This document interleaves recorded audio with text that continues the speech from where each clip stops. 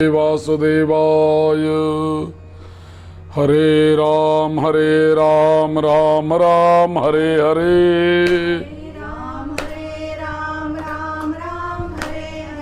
हरे कृष्ण कृष्ण कृष्ण हरे हरे।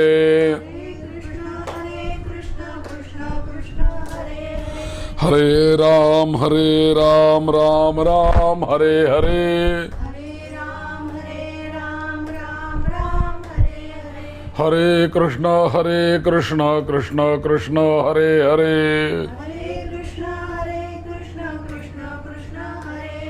श्री राम जय राम जय जय राम। श्री राम जय राम जय जय राम। श्री राम जय राम जय जय राम। श्री राम जय राम जय जय राम। श्री राम जय राम जय जय राम। श्री राम जय राम जय जय राम। ओम आदिनारायण महाविष्णू यांच्या चरणी नतमस्तक होऊया। शेजारीच आपलं लक्ष्मीनारायण मंदिर आहे, त्या नारायणाला आपण नमस्कार करूया। त्याच्यानंतर परमादरणीय परमपूज्य पुरुषोत्तमानंद सरस्वती स्वामी महाराज यांना आपण नमस्कार करूया। आद्य शंकराचार्यांना नमस्कार करूया। या सगळ्यांचा आशीर्वाद घेऊन जे काही श्रोतृवृंद या ठिकाणी विष्णू सहस्रनाम ऐकायला बसलेले आहेत, या सर्व श्रोतृवृंदांच्या हृदयामध्ये असलेल्या जनार्दनाला नतमस्तक होऊन आज आपण पुढचं पुष्प या प्रवचनाचं सुरू करूया।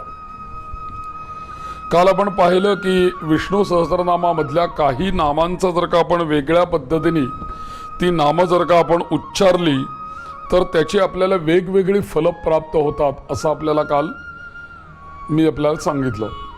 दुसरी गोष्ट एक अशी सांगितली की विष्णू सहस्रनाम हा अखंड माला मंत्र आहे। 108 श्लोक जरी असले तरी सुद्धा पहिल्या श्लोकापासून शेवटच्या श्लोकापर्यंत हा अखंड एकच मंत्र आहे, म्हणून याला माला मंत्र असं व्यासांनी त्याच्या छंदऋषी सांगताना म्हटलेलं आहे। मग या सर्व दृष्टीने पवित्र करणारं असं जे काही धर्मज्ञान आहे, हे धर्मज्ञान या युधिष्ठिरांनी पुढे होऊन पितामह भीष्माचार्यांना विचारलं आणि त्यावरनं भीष्माचार्यांनी या युधिष्ठिराला या धर्मज्ञानाचा उपदेश केला। आणि मग भीष्माचार्यांना पुन्हा युधिष्ठिर जे काही प्रश्न विचारतात की आपल्या मताने को धर्म सर्व धर्माणाम भवतः परमो मतः। पहिली सुरुवात अगदी बघा, विष्णू सहस्रनामाच्या सुरुवातीचा अगदी पहिला श्लोक आहे बघा। यस्य स्मरण मात्रेण जन्म संसार बंधनात् विमुच्यते नमस्तस्मै विष्णवे प्रभविष्णवे। यस्य स्मरण मात्रेण, केवळ ज्याचं स्मरण केलं असता काय आपल्याला लाभ होतो। यस्य स्मरण मात्रेण जन्म संसार बंधनात् विमुच्यते, म्हणजे जन्म मरण या चक्रामधनं ज्याचं स्मरण आपल्याला मुक्ती देते असे कोण आहेत, तर या पहिल्या श्लोकामध्ये सांगितलं विमुच्यते नमस्तस्मै। अशा विष्णूंना आम्ही नमस्कार करतो की जे आम्हाला या जन्म मरण या चक्रामधून ज्याचं नुसतं स्मरण केल्याने जे आम्हाला मुक्त करतात। म्हणून इथे दोनदा विष्णू आणि प्रभविष्णू असं दोन आलेले शब्द बघा। शब्द कसा आलाय, विमुच्यते नमस्तस्मै विष्णवे प्रभविष्णवे। मग आता इथे अर्थ दोन विष्णू आलेत म्हणजे काय, दोन विष्णू आपल्याला उद्धार करतात का एक विष्णू आपल्याला या पातकांचा नाश करवतो, दुसरे विष्णू आपल्याला या जन्ममरण चक्रामधनं सोडवतात असा अर्थ घ्यायचा कायचा। तर इथे विष्णूंनाच दोन विष्णू वापरताना एक प्रभविष्णू म्हणून शब्द वापरला, म्हणून विष्णवे प्रभविष्णवे। तर याचं कारण असं आहे की एक आहे विष्णू जो सगुण रूपामध्ये साकार आपण जो बघतो शांताकारम भुजगशयनम, शंख चक्र गदा कमळ धारण केलेली भगवान विष्णूंच्या चतुर्भुज आपण मूर्ती बघतो, ती सगुण रूपामधली विष्णू आहे. आणि त्याला काय म्हटलेलं आहे आपण? विष्णू. पण या विष्णूच्या मागे जो आदी नारायण आहे, की काल मी तुम्हाला म्हटलं की निर्गुण निराकार ईश्वरीय तत्व, तो कोण आहे? तर तो प्रभविष्णू आहे. म्हणजे विष्णूंची उपासना करत करत करत आपल्याला अंती कुठे जायचंय? तर त्या प्रभविष्णूपर्यंत जायचंय. आणि ज्या वेळेला या विष्णूंची उपासना या नामस्मरणाने आपण करत राहू, त्यावेळेला आपण प्रभविष्णूंपर्यंत जाऊन केव्हा पोचू हे आपल्याला. प्रभ म्हणजे प्रभू, हा, प्रभुत्व ज्याच्याकडे आहे. प्रभुत्व म्हणजे सर्व या जगातल्या यांना व्यापून असणारं जे तत्व आहे ते प्रभावी आहे ना. आपण म्हणतो नाही का, अमुक एक याचं वक्तव्य प्रभावी आहे, ते सर्वांना हे करणार आहे. तसा हा व्यापको वै विष्णू जो तत्व आहे, म्हणजे एक विष्णू मूर्ती आहे आणि एक विष्णू तत्व आहे, सगुण निर्गुण. तर ते निर्गुण तत्व जे आहे ते प्रभविष्णू आहे. प्रभावी, प्रभ हा धातू आहे, त्याच्यापासूनच हे प्रभावी असे शब्द तयार होतात पुढे. तर तो प्रभविष्णू महेश्वरम.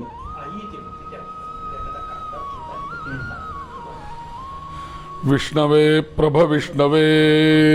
पुढे त्यांनी पुढचा श्लोक येतो, नमः समस्त भूतानां आदिभूताय भूभृते अनेक रूप रूपाय विष्णवे प्रभविष्णवे.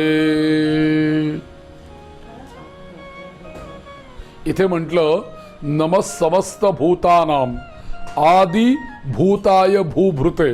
आता इथे भूत म्हणजे काय? तर विभूती.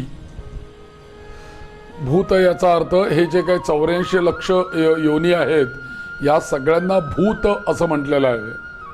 थोडक्यात म्हणजे जन्म, जीवन आणि मृत्यू आणि पुन्हा जन्म ह्यांचा हे ज्यांचं होत राहतं साखळीमध्ये, असे जे 84 लक्ष योनीमधले जीव आहेत यांना काय म्हणायचं? यांना भूत म्हणायचं.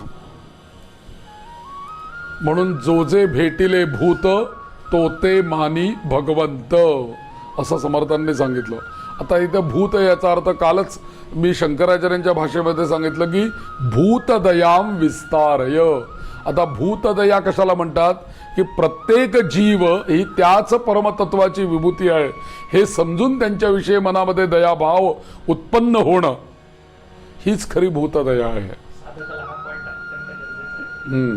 आणि हे ज्याच्या हृदयामध्ये नसेल तो साधक कदापि होऊ शकत नाही, पुढे जाऊच शकत नाही. आमचे एक महाराज होते आणि ते एका भक्त त्यांच्याकडे गेला आणि त्यांना त्या महाराजांना असा प्रश्न विचारला, इतनी सारी उपासना करने के बाद भी हमें भगवान क्यों नहीं मिलते? हम तो भक्ति कर रहे हैं, नाम लगा रहे हैं, नाम जप रहे हैं, तो भी भगवान हमें मिलते क्यों नहीं? तर ते स्वामी त्याला पटकन म्हटले कि तूने भगवान के और तो भक्ति की है, लेकिन भगवान के और तूने प्रेम नहीं किया. बिना प्रेम के भक्ति नहीं हो सकती. तो म्हणला नहीं ऐसा क्या, ऐसा हमने तो भक्ति की है, आपने कर्मकांड किया है, भक्ति नहीं की. साधु म्हणतात तूने अपने जिंदगी में खुद के ऊपर भी कभी प्रेम नहीं किया तो भगवान के साथ क्या प्रेम करेगा? स्नान करते समय अपने शरीर के ऊपर आपने प्रेम किया है क्या? तो जो खुद के ऊपर कभी प्रेम नहीं कर सकता, खुद के परिवार के ऊपर कभी प्रेम नहीं कर सकता, खुद के समाज और इसी के ऊपर प्रेम नहीं कर सकता, वो भगवान को भी कभी प्रेम नहीं दे सकता और भगवान का प्रेम भी कभी पा नहीं सकता. असं त्या साधूंनी उत्तर दिलं. हे मी सगळं हिंदीमध्ये ऐकलं म्हणून मी तुम्हाला हिंदीमध्ये सांगितलं. पण यातलं मर्मस्थान हे आहे की तुम्हाला भक्ती करायची आहे तर भक्तीचं एक पायरी आहे प्रेम. प्रेमाशिवाय भक्ती होऊच शकत नाही. मतीचा अर्थ घ्यायचा आहे.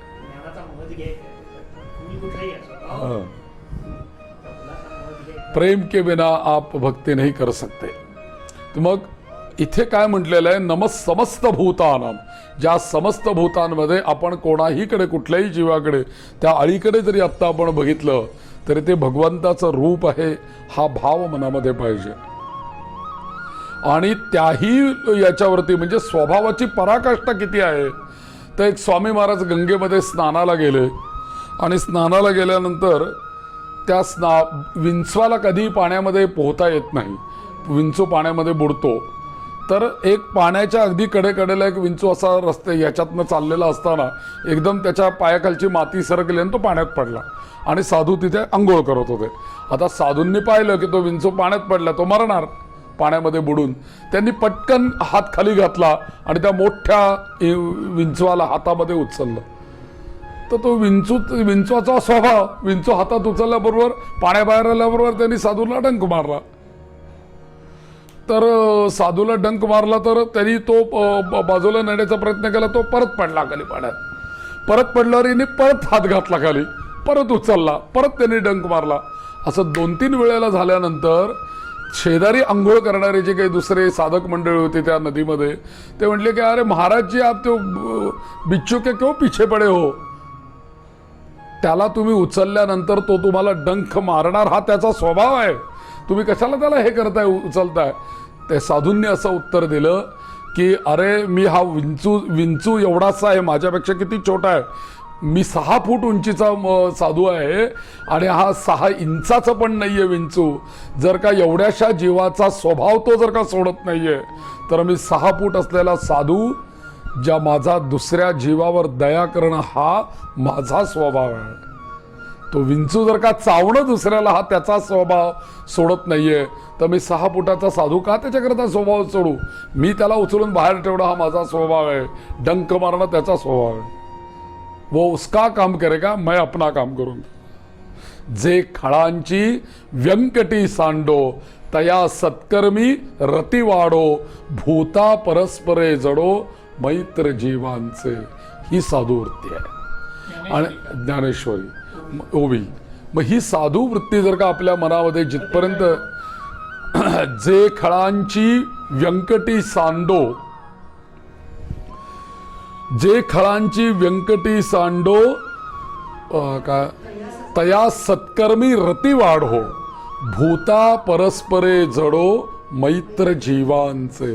आता इथे ज्ञानेश्वर माऊलींनी पण भूत हा शब्द वापरला. भूता हा परस्परे जडो मैत्र जीवांचे. इथं मैत्र योनींचे म्हटलेलं नाही आहे. म्हणजे मी मानव आहे, हे मानव आहेत, मग आमची मैत्री.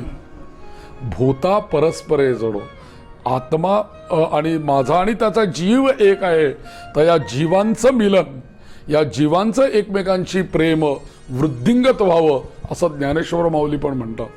म्हणून म्हणतात भूता परस्परे जडो मैत्र जीवांचे. मैत्र देहांचे नाहीये, मैत्र योनींचे नाहीये. हा महत्वाचा विषय आहे. आता इथे जर का साधूच हा जर का आपल्या मनामध्ये जर का भाव दाटला तर हा कसा एकदम दाटेल का हो. तर एकदम दाटत नाही. त्याच्याकरता 2 दर्शनं आपल्याकडे सांगितलेले आहेत. 2 दर्शनं काय आहेत. एक आहे व्यष्टी दर्शन आणि एक आहे समष्टी दर्शन. आता व्यष्टी दर्शन या शब्दाचा अर्थ काय. मूर्तीपूजा हे व्यष्टी दर्शन आहे. म्हणजे काय, आमच्याकडे असलेले काही जे शिवलिंग आहे आम्ही नर्मदेमधून आणून ठेवले किंवा दत्तात्रय भगवंताची मूर्ती आहे ती आम्ही समोर ठेवलेली आहे. मी रोज त्याची पूजा करतो, अभिषेक करतो, फूल वाहतो, गंध वाहतो. रोज माझी अशी श्रद्धा असली पाहिजे की हे संपूर्ण जे ब्रह्मांड आहे हे ब्रह्मांड या मूर्तीमध्ये आहे. मला या जसं गोपालकृष्णांनी यशोदा मातेनी जेव्हा छोट्या बाल गोपालकृष्णांनी माती भक्षण केली आणि माती भक्षण केल्यानंतर त्या यशोदा मातेने आ करायला त्याला सांगितलं. बघू तू माती खाल्लीस का म्हणून दांडू घेऊन तिच्या मागे उभी राहिली ती. तेव्हा त्याने आ करून जेव्हा दाखवलं तेव्हा त्या यशोदा मातेला भगवंताच्या बाल कृष्णाच्या मुखामध्ये संपूर्ण ब्रह्मांडाचं दर्शन झालेलं आहे. याला तुम्ही काय म्हणाल. याला व्यष्टी दर्शन असं म्हणतात. म्हणजे माझ्या समोरची मूर्ती 1 इंचाची आहे का अर्धा इंचाची आहे का विधभर आहे का फुटभर आहे याच्याशी मतलब नाही. त्या मूर्तीमध्ये हे सगळं ब्रह्मांड आहे याचं दर्शन मला त्या मूर्तीद्वारा होणं हे त्यातलं व्यष्टी दर्शन आहे. आणि दुसरं दर्शन असं आहे ही पूजा पूर्ण झाल्यानंतर जेव्हा आपण आपल्या व्यवहाराला जगामध्ये बाहेर पडतो त्या त्या वेळेला जिथे जिथे माझी नजर जाईल तिथे तिथे भगवंत आहेच आहे. अशी एकही जागा नाही या जगामध्ये की जिथे भगवंत नाही आहे. आणि हे प्रल्हादाने सिद्धच केलंय. हिरण्यकश्यप आणि प्रल्हाद नाही का, त्यांनी ते सिद्धच केलं ना की या खांबामध्ये तुझा भगवंत आहे का. मग तो म्हटला की तुम्ही कुठे बघाल तिथे तो आहे, व्यष्टी दर्शन आहे. तो म्हणतो तुम्ही म्हणाल तिथे भगवंत आहे. तो म्हटला या खांबामध्ये आहे का. तो म्हटला बघा. मग त्याने त्याच्यावर काय लात मारली, खांब कडकड कडकड मोडला आणि भगवान प्रगट झाले त्याच्यातून. इथे भगवंताने सिद्ध केलं की या संपूर्ण विश्वाला व्यापून मी विष्णू आहे आणि तो अत्यतिष्ठत दशांगुलम, मी 10 अंगुल उरलेलोच आहे. हे याच्यामध्ये सिद्ध होतं. म्हणून या श्लोकावरचं समजावून घेताना आपल्याला केवळ विष्णू सहस्रनाम रोज म्हणणंच एक वेळ सोपं आहे, परंतु त्याच्या एक एक शब्दाचा कल कसा आहे किंवा कसं आपल्याला व्यास महर्षी त्या भगवंताच्या भक्तीकडे घेऊन जातात याच्याकरता ही प्रस्तावना फार मोठी महत्वाची. ही जर का आपल्याला समजली नाही तर विष्णू सहस्रनाम समजणार नाही आपल्याला. म्हणून इथे या श्लोकामध्ये म्हणतात नमः समस्त भूतानाम, आणि नमहा म्हणजे ज्या ज्या जीवाला व्यास बघतात त्या जीवाला ते पहिला नमस्कार करतात. नमः समस्त भूतानाम, नमहा म्हणजे नमस्कार. आणि नुसतं नव्हे, नमः समस्त भूतानाम आदिभूताय भूभृते, आणि त्या सगळ्या जीवांना मी नमस्कार का करतो, कारण ते आदिभूताचं भूत आहे. म्हणजे तो परमात्मा आहे आणि हा आत्मा आहे. मी आत्म्याला नमस्कार करतोय, पण तो आत्मा सुद्धा त्या परमात्म्याशी जोडणारा आहे. म्हणून आदिभूताचा हा अंश असल्यामुळे ते माझा हा नमस्कार केवळ त्याला नाही आहे, त्याच्या मागे असलेल्या आदिभूतापर्यंत जाणार आहे. म्हणून आदिभूताय भूप्रते, आणि तेच तत्व अनेक रूपाय, पुन्हा म्हटले विष्णवे प्रभ विष्णवे, तेच तत्व अनेक रूपांमध्ये व्यापलेलं आहे.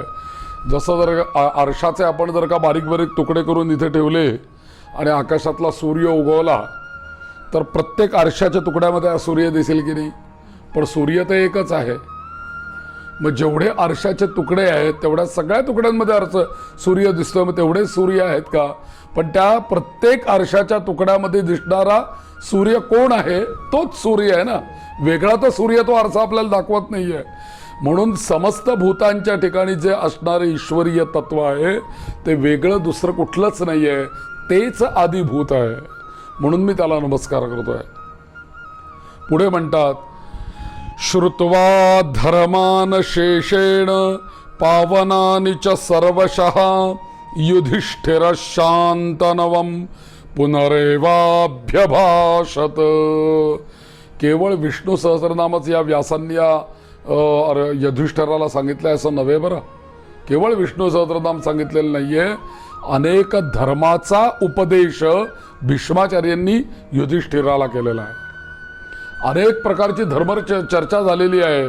आणि म्हणून इथे व्यास हा श्लोक म्हणतात इथे श्रुत्वा धर्मान शेषेण पावनानि च सर्वशः, हे सगळं राहिलेलं तत्वज्ञान धर्माचं हे ऐकलं या युधिष्ठिराने आणि शांत झाला.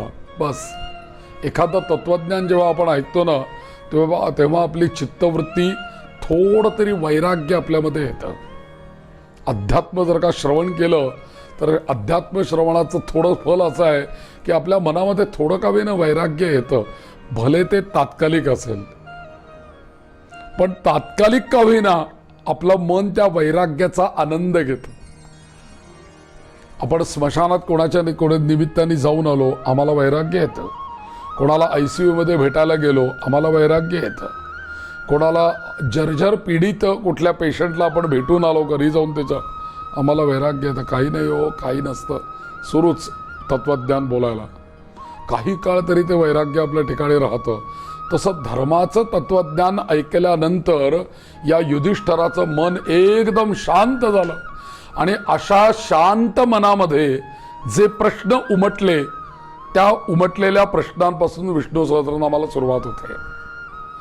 म्हणून युधिष्ठिर हा शांत नवम, पहिलं शांती पाहिजे हो. तुम्हाला इथं 50 फोन येत आहेत, रिंग वाजते, डोक्यावर कामं ठेवलेली आहेत आणि मला जायचं आहे अशी काही त्वरा असेल तर तुम्ही काय धर्मज्ञान ऐकणार आणि प्रवचन ऐकणार. जेव्हा तुमचं मन असतं, म्हणून कुठलंही प्रवचन सुरू करताना 2 मिनटं का विना आपण संकीर्तन करतो. भले ते हरे राम असेल, श्रीराम जय राम जय जय जय राम, भगवंताचं नामसंकीर्तन का करून प्रवचनाला सुरुवात करायची. कारण इतर ठिकाणी अनेक ठिकाणी भटकणारं हे मन एखाद्या भगवंताच्या नामस्मरणाने ते शांत होतं, एकाग्र होतं आणि मग अशा शांत मनावरती पुढे प्रवचनाचा परिणाम होतो. मग ते शांत मन ऐकू लागतं, शांत मन काय त्याला अध्यात्मामध्ये रस घेऊ लागतं. म्हणून कुठल्याही प्रवचनाच्या वेळेला आधी आणि मध्ये मध्ये संकीर्तन करायला सांगितलं. नाम संकीर्तन यस्य, का हो संकीर्तन करायचं? नाम संकीर्तन यस्य सर्व पाप प्रणाशनम प्रणामो दुःख शमनः तन्नमामि हरिम परम, भागवतातला श्लोक आहे. जर का भगवंताचं संकीर्तन जरी नामाचं आपण जरी केलं तरी सर्व पाप प्रणाशनम. म्हणजे काय? पाप म्हणजे काय आहे? वाईट मनाचे जे विचार आहेत ते निघून जाणं आणि पॉझिटिव्ह मनामध्ये विचार येणं, हेच प्रकारचं पाप निष्कृती आहे. मग या युधिष्ठिराने विचारलं. आता बघा भीष्म बोलत नाहीयेत, आता युधिष्ठिर बोलायला लागला. म्हणून आलं त्या ठिकाणी युधिष्ठिर उवाच. आता पहिला प्रश्न महत्वाचा आहे त्यांचा. किमेकं दैवतं लोके किंवाप्येकं परायणं स्तुवन्तः कं कमरचन्तः प्राप्नुयुर्मानवा शुभम् को धर्मः सर्वधर्माणां भवतो परमो मतः किंजपं जप्यते जंतुर जन्म संसार बंधनात. साधे प्रश्न विचारतोय हा शांत मन याचा विचारतोय प्रश्न. भीष्माचार्य, आपण आता मला सांगा, कशाचा जप केला असता प्राणी मात्रांची जन्म मरणाच्या बंधनातून मुक्तता होते? काय म्हटलं म्हणजे जन्म मरणाच्या चक्रातून मुक्तता होते आणि या संसाराच्या पाशापासून मुक्तता होते. आणि याशिवाय त्यांनी पुढे असं विचारलं, किमेकन दैवतन लोके, या संपूर्ण लोकामध्ये. आता लोक कशाला म्हणतात? आपल्याकडे एकंदरीत 7 लोक आहेत. भू एक लोक आहे, भुवा एक लोक आहे, स्वहा लोक आहे, 7 लोक आहेत आपल्याकडे. त्यापैकी इथे लोक, याचा लोक हा अनेक वचन इथे वापरलं. किमेकन दैवतन लोके, आता इथे भूहू पासून 7 लोकापर्यंत या संपूर्ण लोकांमध्ये असं कोणतं दैवत आहे? किमेकं दैवतं लोके किंवाप्येकं परायणम, या सर्व लोकांचा आश्रयस्थान कोण आहे आणि कुणाची स्तुती करावी आणि कुणाची पूजा करावी, असे एकंदरीत या युधिष्ठिरांनी या भीष्माचार्यांना किती प्रश्न विचारले? 6 प्रश्न विचारलेले आहेत बरोबर. आणि 6 प्रश्न, आणि या 6 प्रश्नांची उत्तरं भीष्माचार्यांनी जी दिली त्याच्यावरून या भीष्माचार्यांनी हे विष्णू सहस्रनाम स्तोत्र गायलेलं आहे. किमेकं दैवतं लोके किंवाप्येकं परायणम, असा एकच कोणीतरी सांगा की ज्याचा आम्ही पारायण करू शकू, म्हणजेच भक्ती करू शकू, ज्याची स्तुती करू शकू. स्तुवंतं कमर्चन्तः, अर्चन करायला सुद्धा कोणीतरी एक देव सांगा. आणि हे सगळं केलं असताना प्राप्नुयुर मानवा शुभम, सगळ्या मानवांना शुभ प्राप्त होईल, कल्याण होईल मानवांचं. आणि को धर्म सर्वधर्माणां धर्मोधिक परमो मतः किंजपन मुच्यते जंतुर जन्म संसार बंधनात, असा कोणता तरी धर्म सांगा की जो परम धर्म आहे. आणि मग भीष्म बोलायला सुरुवात केली, भीष्मांनी बोलायला सुरुवात केली की भीष्म उवाच. मग ते भीष्म काय बोलतात बघा. जगत्प्रभुं देवदेवं अनंतं पुरुषोत्तमं स्तुवन्तः स्तुवन्नाम सहस्रेण पुरुषस्तततोत्थितः जगत्प्रभुं देवदेवम अनंतम पुरुषोत्तमम. म्हणजे भीष्म सांगतात की या संपूर्ण जगतामध्ये एकच प्रभू आहे आणि तो कोण आहे? अनंत आहे. जगत्प्रभुं देवदेवम, देवांचाही देव, अनंतम पुरुषोत्तमम, आणि त्या पुरुषोत्तमाचं मी स्तुवन नाम सहस्रेण पुरुष सततोत्थिता, सतत त्याचं सहस्रनाम गात राहिलं पाहिजे. आणि तमेव चार्चयन् नित्यं भक्त्या पुरुषमव्ययम, तमेव चार्चयन् नित्यं भक्त्या पुरुषमव्ययम, ध्यायन् स्तुवन् नमस्यंश्च यजमानस्तमेव च. असा या संपूर्ण जगतामध्ये एकच देव हे भीष्माचार्य सांगतात की तो देव अनंत पुरुषोत्तम आहे आणि त्याची स्तुती करावी, त्याचं सहस्रनाम सतत जप करावा. आणि पुढे असं म्हणतात तमेव चार्चय नित्यम, अर्चन करायचे तर त्याचंच अर्चन करा आणि एकदा करून थांबू नका. तमेव चार्चय नित्यम, रोज करा त्याचं अर्चन. पण कसं करा? पुढे एक शब्द ठेवला त्यांनी, तमेव चार्चय नित्यम भक्त्या पुरुषमव्ययम. अत्यंत भक्तीने जर का तुम्ही त्याचं अर्चन केलं तरच तो प्रसन्न होणार आहे. आणि पुढे म्हणतात याचा तुम्हाला याच्यापासून तुम्हाला कल्याण प्राप्त करून घेताना तुम्हाला काय केलं पाहिजे? ध्यायन स्तुवन नमस्यंश्च. काय काय सेवा करता येईल याची, या विष्णूंची? तर ध्यायन म्हणजे त्याचं ध्यान करणं सातत्याने, स्तुवन स्तुती करणं, नमस्यंश्च नमस्कार करणं, रोज नमस्कार करणं ही सुद्धा भक्तीवर का म्हणावं काही लागत नाही. देवाची ये द्वारी उभा क्षणभरी, तेणे मुक्तिचारी साधी यायला. याच्यामध्ये काही म्हणायला सांगितलं का ज्ञानेश्वर माऊलींनी? काही म्हणायला सांगितलेलं नाहीये. त्यांनी फक्त सांगितलं देवाच्या दारात जा मंदिरामध्ये आणि तिथे जाऊन तिथे क्षणभर उभे राहा तरी सुद्धा तुम्हाला चारी मुक्ती त्या ठिकाणी प्राप्त होतील म्हणून सांगतात. आणि पुढे सांगितलं ध्यायन स्तुवन नमस्यंश्च यजमानस्तमेवच. आपल्याकडे कोणत्याही देवतेची उपासना करण्याकरता एकंदरीत 4 पायऱ्या सांगितल्या आहेत बरं का. 4 प्रकारची आपण उपासना करू शकतो. पैकी एक उपासना अशी आहे की ज्या देवाची आपल्याला भक्ती करायची आहे त्या देवाचं पहिल्यांदा ध्यान करायचं. त्याच्यानंतर मग पुढे पुढे हळूहळू जशी आपली भक्ती पुढे पुढे जाईल तसं तसं त्या देवाचं कोणतंही नाम घ्यायचं, त्याचा सातत्याने जप करायचा.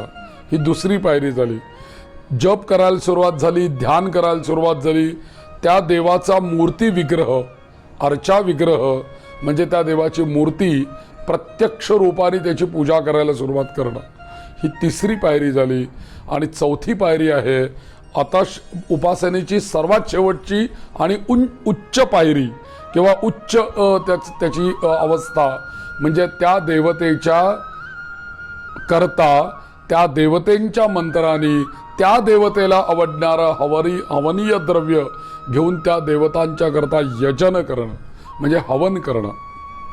म्हणजे बघा, ध्यान, जप, मूर्तीपूजा आणि हवन असे आपल्याकडे उपासनेच्या एक एक पायऱ्या आहेत. म्हणून हवन करणं ही सर्वात श्रेष्ठ पायरी आहे बरं. विष्णू सहस्रनामाचा जप जर का आपण नुसता केला किंवा नुसतं ध्यान केलं त्याचं तर आम्हाला समजा 100% फल मिळेल. समजा आम्ही त्या विष्णू सहस्रनामाचं पठण केलं तर समजा आम्हाला 1000 पट फळ मिळेल. त्या विष्णू सहस्रनामानी जर का विष्णूंचं अर्चन केलं, तुलसी अर्चन केलं, आम्हाला त्याच विष्णू सहस्रनामाचं 10,000 पट फल मिळेल. पण मात्र आम्ही अग्नी प्रज्वलित केला आणि तीळ घेतले हवनाला, त्याला तूप लावून, आणि प्रत्येक नावाने जर का आम्ही अग्नीमध्ये आहुती दिली तर मात्र त्याच विष्णू सहस्रनामाचं फल आम्हाला लक्षगुणी प्राप्त होईल. म्हणजे जपापेक्षा अर्चनाला फल आहे, अर्चनापेक्षा हवनाला फल आहे. म्हणून ज्याला असं वाटतं की आपलं विष्णू सहस्रनाम सिद्ध व्हावं आणि त्याच्यापासून आपल्याला लवकर काही फलं मिळावीत असं ज्याला वाटतं त्यांनी या सगळ्या गोष्टी केल्या पाहिजेत. त्यांनी ध्यानही करावं, पठणही करावं, त्याचं अर्चनही करावं, हवनही करावं. म्हणून अधिक फल, अधिकस्य अधिकम फलम. तुम्ही जेवढं त्याची सेवा कराल त्या सर्व सेवेमधली त्या देवतेच्या करता हवन करणं ही सर्वात मोठी सेवा आहे. म्हणून तुम्ही बघा अथर्वशीर्षाची फलश्रुती जर का आपण बघितली तर त्याच्यामध्ये काय सांगितलं आपल्याला त्या अथर्ववेदानी की अनेन गणपतिमभिषिंचती सवाग्मी भवती चतुर्थ्या मनश्नं जपती. जप करायला सांगितलं. सविद्यावान भवती आणि पुढे हवनाचं सांगतात. यो मोदक सहस्रेण यजती सवांछित फलमवाप्नोति यो लाजैर्यजति स यशोवान भवति समेधावान भवति. आणि पुढे सांगतात की यस्साज्य समिद्धिर्यजति ससर्वं लभते ससर्वं लभते. म्हणजे अथर्वशीर्षाच्या बाबतीत सुद्धा त्यांनी जपाचं फल सांगितलं, अभिषेकाचं फल सांगितलं आणि हवनाचंही फल सांगितलं. पण म्हणून विष्णू सहस्रनामाचं अर्चनापेक्षा हवन करण्याला जास्ती महत्व आहे. म्हणून इथे या श्लोकामध्ये ते काय म्हणतात बघा, ध्यायन् स्तुवन् नमस्यांश्च यजमानस्तमेव च. आता ध्यायन् स्तुवन् नमस्यांश्च यजमानस्तमेव च. आता इथे यजमान म्हणजे आम्ही जे काही बोली भाषेत म्हणतो की नाही, आता हे पुरुषोत्तमानंद स्वामी आमचे यजमान आहेत असं आम्ही आपला बोली भाषेत म्हणतो. म्हणजे आम्ही त्यांच्याकडचं धर्मकार्य सगळं करतो, मी त्यांचा गुरुजी आणि ते माझे यजमान असं आपण म्हणतो. किंवा पतीला आपण म्हणतो हे माझे यजमान आहेत म्हणून. तो यजमान इथे अर्थ नाही आहे. यजमानस्तमेवच इथे यजन हा शब्द आहे. यजन म्हणजे हवन करणं. यजमानस्तमेवच अनादिनिधनं विष्णुं सर्वलोकमहेश्वरं लोकाध्यक्षं स्तुवन्नित्यं सर्वदुःखातिगो भवेत. अशा जर का लोकाध्यक्ष विष्णूंची जर का आपण रोज जर का स्तुती केली तर इथे व्यास महर्षी असं म्हणतायत सर्व दुःखातिगो भवेत. तुमच्या सर्व दुःखांचा नाश होईल. आणि खरंच आहे, कारण का आमच्या समर्थांना असा प्रश्न पडला आहे ना सगळ्या माणसांकडे पाहून, जगी सर्व सुखी असा कोण आहे विचारे मना तूची शोधून पाय. मनाच्या श्लोकांमध्ये. म्हणून हाच प्रश्न नारद मुनींना पण पडला होता एकदा.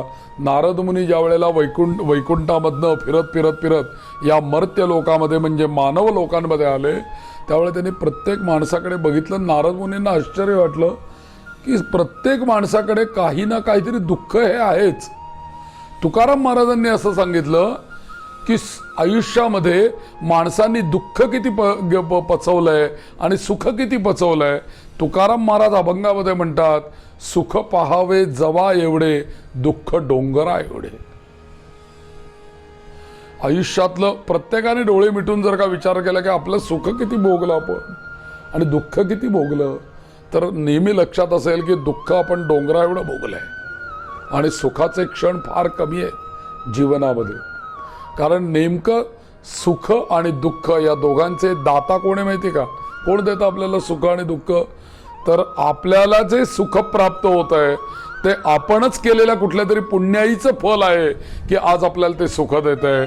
आणि जे आज आपल्याला दुःख होत आहे ते दुःख आपल्याला दुसरा तिसरा कोणी देत नसून मीच मागच्या जन्मामध्ये किंवा या जन्मामध्ये जे पाप केलेलं आहे त्या पापाचं फल म्हणून मला आज दुःख भोगावं लागतं.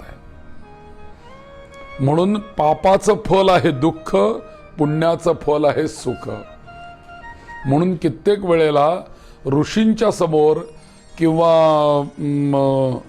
साधकांनी गुरूंच्या समोर शिष्य जेव्हा जाऊन उपस्थित झाले आणि माझं कल्याण करा म्हणून प्रार्थना केली तेव्हा ऋषींनी डोळे मिटले. अशा कथा आहेत बरं पुराणांमध्ये. आणि त्याच्याकडे पाहिलं आणि त्या राजाला किंवा तो जो कोण आलेला साधक आहे त्याला म्हटले, हे बघ तुला सुख पण आहे तुझ्याकडे दुःख पण आहे. मी तुला माझ्या पुण्याईने एक गोष्ट करू शकतो, तुला तुझ्याकडचं आधी सुख भोगायचंय का दुःख भोगायचंय तू सांग मला. तर त्याच्यावरती त्या राजाने उत्तर त्या साधूला काय दिलं, त्या भृगु ऋषींना, की दुःख भोगायचंय पण कोण दुःख मागेल हो, कोण म्हणेल मला तर दुःख भोगायचं म्हणून, त्याचं कारण ते पापाचं फल आहे ते दुःख. मग कोण असं म्हणणार नाही की मला दुःख पाहिजे. पण त्या राजाने सुद्धा भृगु ऋषींना हेच सांगितलं की दुःखाचं आपण नंतर पाहूया, सध्या माझं जे सुख आहे ना तेवढं द्या. मग साधू म्हणाले ठीक आहे, तू आधी सुख भोगून घे, पण नंतर मात्र दुःख ज्या वेळेला तुला हे होईल त्यावेळेला मात्र पुन्हा मला भेटायला ये, पुन्हा मला भेटायला ये. मग मी तुला सांगतो त्या दुःखातून कसं उतराई व्हायचं, उतराई कसं व्हायचं, कसं व्हायचं. म्हणून सुखस्य दुःखस्य नकोपि दाता, कोणीही तुमच्या सुखाचाही दाता नाही आणि कोणी तुमच्या दुःखाचाही दाता नाही. आणि याला भगवंत काय म्हणतात गीतेमध्ये, परो ददाती, तो दुसरा मला, माझ्या नवऱ्यामुळे आम्हाला खूप सुख आहे, माझ्या बायकोमुळे माझ्या जीवनात खूप सुख आहे, माझा मित्र मला सुख देतोय, माझे गुरु मला सुख देत आहेत, माझा शर्ट मला खूप सुख देतोय. साप चूक भगवंत म्हणतात फुली मारून टाकायच्या होते. ही काय आहे तुमची, भगवंत म्हणतात ही कुबुद्धी आहे. परो ददाती, दुसऱ्यामुळे मला सुख मिळतंय, ही कुबुद्धी आहे. मग भगवंत काय म्हणतात, परो ददाती ती कुबुद्धी रेषा. भगवंत उत्तर देतात तिथे, स्वकर्म सूत्रे ग्रथितो ही लोका, तुझ्याच कर्माने तू बांधला गेलेला आहेस आणि त्या बांधलेल्या असल्यामुळे तुझंच कर्म तुला सुखही देत आहे आणि दुःखही देत आहे. म्हणून कर्म चांगला कर. हे कर्म कसं चांगलं होईल, भूतदयाम विस्तारय. भूतदया म्हणजे प्राणीमात्रांविषयी दयाभाव, म्हणजे पापापासून वंचित राहतो की नाही मनुष्य. आता यांनी ती आळी उचलून बाहेर नेऊन टाकली की नाही, एखादा असता तर पापच मिळवायचं म्हटलं, छटकन त्याचा फटका मारून टाकेल, मरून जाईल ती बिचारी. आळी मरेल, आळी इथून तिथून येऊन टाकणं तेही सुद्धा करू शकतो ना आपण, पण ती मारणं इथे हे पाप आहे. पापापासून कसं वाचावं ह्याच्याकरता हा विषय आहे. म्हणून ही जी दुःख सगळी होत असतात ही आपल्या कर्मांमुळेच होत असतात. मग आपलं कर्म केव्हा सुधारतं, जेव्हा त्या कर्माच्या पाठीमागे भक्ती निर्माण होते तेव्हा आपली कर्म सुखकर होतात. मला स्वामीजींनी काही काम सांगितलं आणि मी ते काम करणं, तर माझ्याकडे समजा काय जी काही विद्या आहे, त्यांनी मला सांगितलं की इथे बस मंदार आणि इथे दोन मला पवमानाची आवृत्ती ऐकव, मला आज पवमान ऐकायचं आहे, एकादशी आहे, असं यांनी मला सेवा दिली. तर मी इथे बसल्यानंतर आता स्वामींनी सांगितलं पवमान म्हणत बसणं. आता पवमान म्हणत बसणं ही मी कर्म करतोय, पण ते कर्म करत असताना स्वामीजींविषयी किंवा त्यांच्या वाक्याविषयी किंवा त्यांच्या याच्याविषयी जर का माझ्या मनामध्ये प्रेम नसेल, भक्ती नसेल, श्रद्धा नसेल, तर माझं पवमान म्हणणं हे केवळ कवायत होऊन जाईल, केवळ कर्मठपणा होईल, कर्मकांड होईल. त्याच्यामध्ये भक्तीचा लवलेश नसल्यामुळे त्याचं फल जेवढं पाहिजे तेवढं मलाही मिळणार नाही, स्वामींनाही मिळणार नाही. असं होतं की नाही. म्हणून कुठलंही कर्म हे जीव ओतून करा असं आपण म्हणतो की नाही. जीव ओतून करा म्हणजे काय, मनापासून करा. भले चहा करायचा आहे, भले काही का नाश्ता करायचा, गुरुजींना चहा नाही, जरा उपीट पण आणलं असतं तर बरं झालं असतं, उद्या उपीट करून घेऊन ये, असं मनामध्ये ऐकलं असतं. तर ते करून आणायचं आहे म्हटलं तर त्याच्यामागे एक प्रेम असलं पाहिजे, त्याच्यामागे एक भक्ती असली पाहिजे, भाव असला पाहिजे. मग त्या पदार्थामध्ये नुसतं मीठ असेल, साधा रवा असेल आणि फोडणी असेल तरी सुद्धा ते अमृतासारखं लागतंय हो. नाही तर मटार घाला, फ्लॉवर घाला, टोमॅटो घाला आणि मूळ रवाच भातलेला नसतो. एवढे सगळ्या त्या पोह्यामध्ये पदार्थ घालून मूळ पोहेच नीट भिजवलेले नसतात. बरं भिजवून त्याच्यावरती ते झाकण ठेवून वाफ आणायला पाहिजे, तीच आणलेली नसते. हे असं का चुका होतात याचं कारण आमचं मन त्याच्यामध्ये नाही आहे. हे मन कशामुळे लागेल, हे मन भक्तीमुळे लागेल. म्हणून आद्य शंकराचार्यांनी ज्ञानाबरोबर तुम्हाला भक्ती पण सांगितलेली आहे. नुसतं ज्ञान नाही आहे, ज्ञान वृक्ष होईल ना मग ते. एवढे अद्वैत तत्वज्ञानी असलेले आद्य शंकराचार्य ते तुम्हाला भक्ती मार्गाने जा म्हणून का सांगतायत परत? कारण जर का नुसतं ज्ञानी ज्ञानी ज्ञानी जर का ज्ञानाच्या मागे जर का मनुष्य लागला तर जीवनामध्ये वृक्षता येईल. आणि म्हणून त्याला भक्तीचा ओलावा पाहिजे. आणि तो ओलावा कसा प्राप्त होईल? तो या नामस्मरणामधनं तुम्हाला. तर नामस्मरण ही भक्ती आहे ना, नऊ भक्तींपैकी ज्या भक्ती आहेत, श्रवणं कीर्तनम विष्णोः अर्चनम पादसेवनम स्मरणम, त्यानंतर वंदनम अर्चनम वंदनं दास्यम सख्यम आत्मनिवेदनम, 9 प्रकारची भक्ती आहे. या 9 प्रकारच्या भक्तीमध्ये या 9 प्रकारे भक्ती करून तुम्हाला साध्य काय करायचं ते करू शकता. म्हणून भक्तीचे 9 प्रकार आपल्याकडे सांगून ठेवलेले आहेत. यापैकी तुम्ही कुठली तरी एक भक्ती करा. म्हणून हे सगळं करत असताना तुम्हाला काय होईल की जेव्हा तुमच्या जीवनामध्ये भक्ती प्रविष्ट होईल, कारण काय असतं प्रारब्धानुसार, मग ते रामकृष्ण परमहंस असू देत, छत्रपती शिवाजी महाराज असू देत, त्यानंतर समर्थ रामदास स्वामी असू देत, नाहीतर माऊली ज्ञानेश्वर असू देत, या सगळ्या संतांचं जर का आपण चरित्र जवळून बघितलं किंवा त्यांच्या जीवनाचा जर का आपण अभ्यास केला तर आपल्याला असं दिसून येईल की या प्रत्येकाच्या जीवनामध्ये आपल्यापेक्षा कितीतरी पटीने दुःख आहेत. आपल्यासारखा सामान्य जीव जर का तसं दुःख भोगायचं म्हटलं ना तर आपली तेवढी कॅपॅसिटी पण नाही आहे किंवा आपली पात्रता पण नाही. सुख सोडा, दुःख भोगण्याची पात्रता नाही आहे आपली. ही दुःख भोगण्याची सुद्धा जी काही पात्रता आहे, ही पात्रता ज्याने विश्वाला उपदेश केला तो त्याचं एवढंच दुःख नाहीच करू शकत नाही का? ज्याच्या दृष्ट्या करुणारूपी दृष्टीने दुसऱ्याचा उद्धार होतो, अशा सद्गुरूंना जेव्हा व्याधी झालेली असते त्यावेळेला त्यांच्याच दृष्टीने ते त्यांची व्याधी बरी करू शकत नाहीत का? पण त्या व्याधीच्या मागे, त्या भोगाच्या मागे त्यांना नक्की माहिती आहे की आपल्याच कर्माचे जे काही मागचे भोग आहेत, हे भोग जिथपर्यंत सरत नाहीत आणि ते मी भोगत नाही तिथपर्यंत ते भोग जर का मी भोगलेच नाही तर ते तसेच शिल्लक राहतील आणि ते भोग भोगण्याकरता पुन्हा पुन्हा पुन्हा पुन्हा पुन्हा पुन्हा मला जन्म घ्यावा लागेल. म्हणून साधू जो असतो ना, ज्याला मुक्ती पाहिजे असते, तो पुण्यातही अडकत नाही आणि पापातही अडकत नाही. त्याला पापही तसंच आहे, पुण्यही तसंच आहे, सुवर्णही तसंच आहे, मातीही तशीच आहे. आपल्याला ते कळतंय. लहान मूल असतं की नाही, 2 वर्षाचं, 3 रांगायला लागलेलं, त्याच्यासमोर तुम्ही एक 100-500 रुपयाची, आता 2000ची बंद केली, 500 रुपयाची नोट ठेवा समोर आणि दुसरा साधा कागद ठेवा. त्याच्या दृष्टीने दोन्ही कागदच येतो, त्याला काय माहिती आहे हे 500ची नोट आहे म्हणून. ते बालक जसं त्या नोटेकडे निरागस बुद्धीने बघतं, अशी निरागस बुद्धीची असते ती साधकाची बुद्धी असते. आणि अशी निरागस बुद्धी ही भक्ताची असते. पण अशी भक्ती जीवनामध्ये येण्याकरता आम्हाला उन्नत कसं करायचं त्याच्याकरता बेस दिलाय आपल्याला विष्णू सहस्त्रनाम. तर इथे ते म्हणतायत की लोकाध्यक्षम स्तुवन नित्यम, म्हणून ते सतत रोज पठण करा म्हणतायत. स्तुवन नित्यम सर्व दुःखाती गो भवेत. म्हणून ज्या वेळेला तुमच्या जीवनामध्ये भक्ती प्रविष्ट होते ना, त्यावेळेला तुमची दुःख ही निघून जात नाहीत. बरं, मला हे सांगायचं आहे. कारण प्रारब्ध माझे सहसा टळेना. कोणालाही टाळता येत नाही प्रारब्ध. ब्रह्मदेव जरी इथे येऊन आडवे उभे राहिले तरी माझ्या प्रारब्धामध्ये जे आहे ते मला भोगावंच लागेल. ते ब्रह्मदेव सुद्धा त्याला बदलू शकत नाहीत.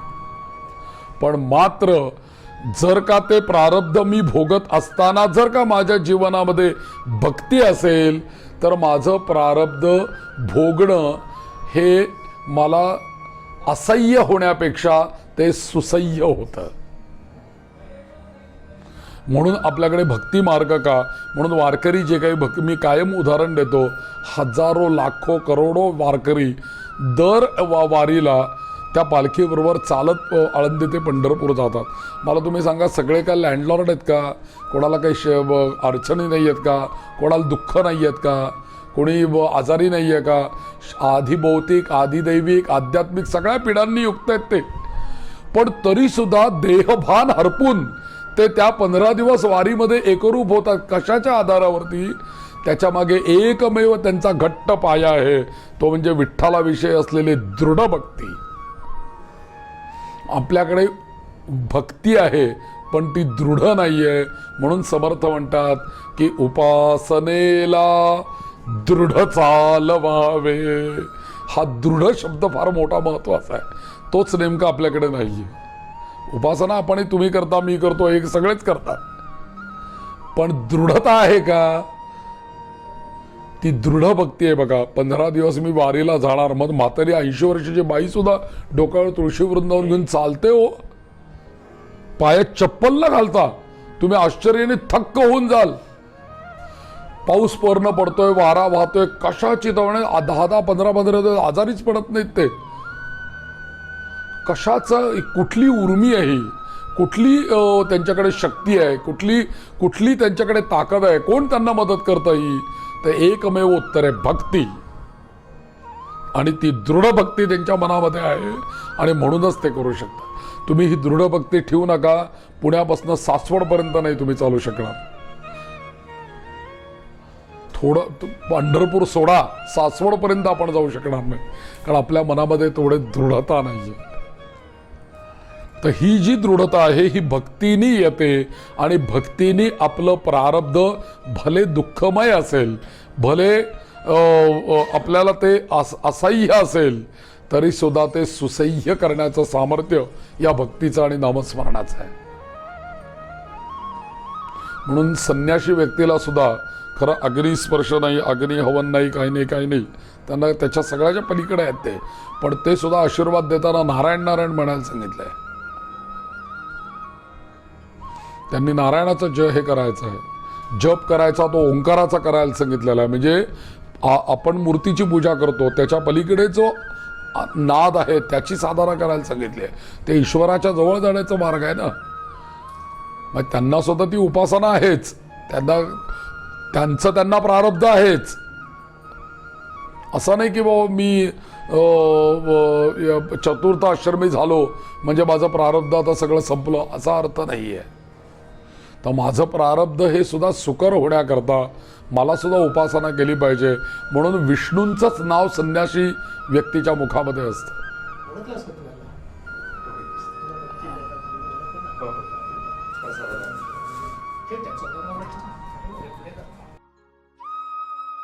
राम हरे राम, राम राम हरे हरे,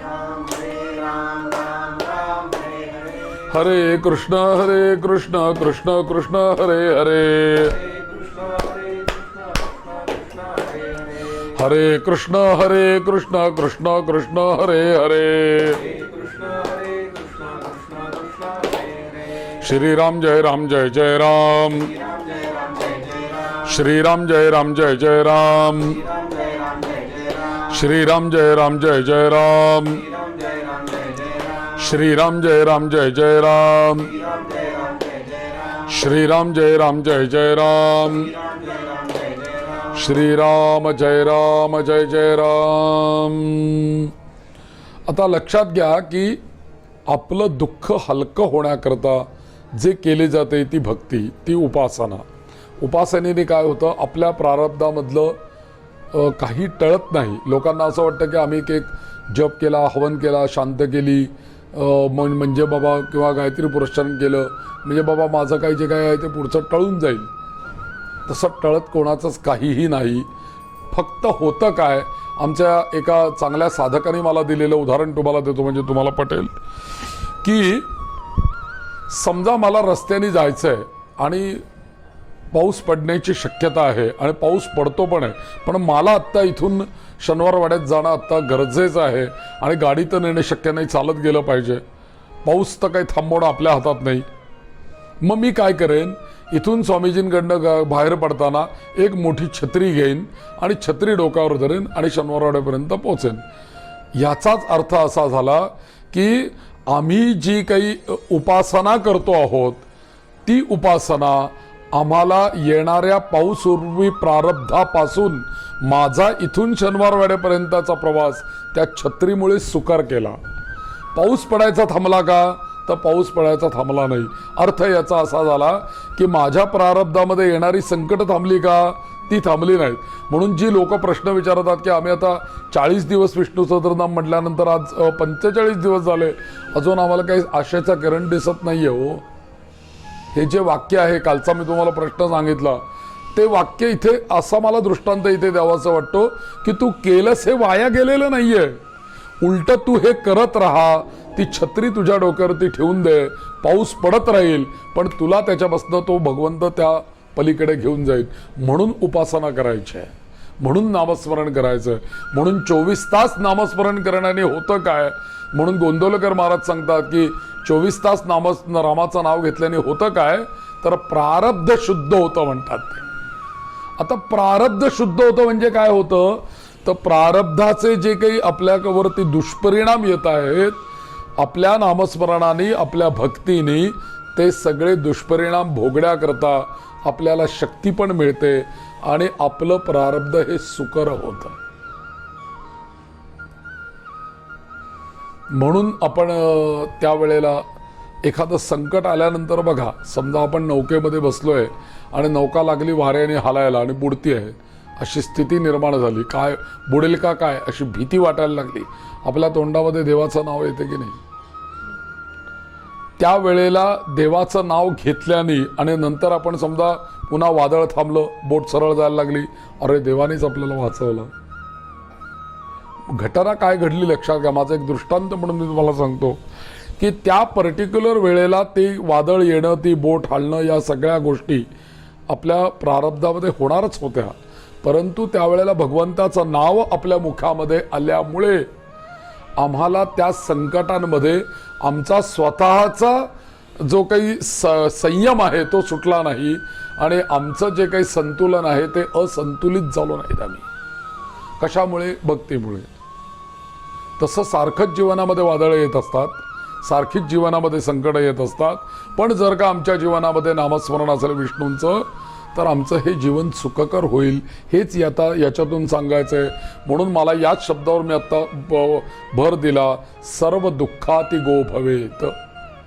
तुम्ही नामस्मरण करायला लागल्यानंतर, विष्णू सहस्रनाम म्हणायला लागल्यानंतर सर्व दुःखापासून तुमची मुक्ती होईल, असं महर्षी व्यास सांगतायत.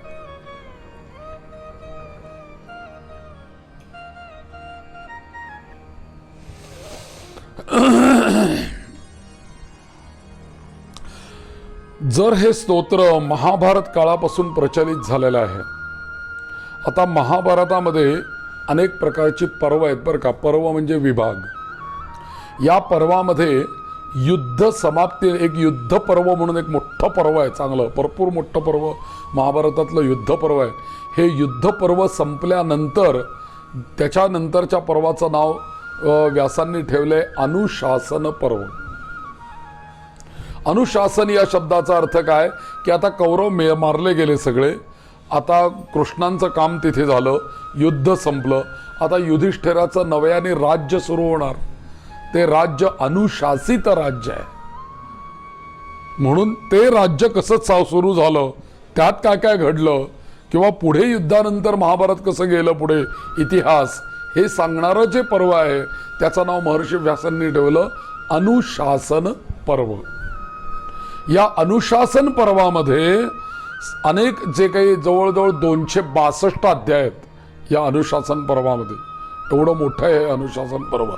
पण या 262 अध्यायांच्या पैकी 149व्या अध्यायामध्ये हे विष्णू सहस्रनाम आलेले आहे महाभारत. बरं, गंमत अशी आहे, याच महाभारतामध्ये फार सुंदर एक गोष्ट आहे. याच महाभारतामध्ये अनुशासन पर्वामध्येच 100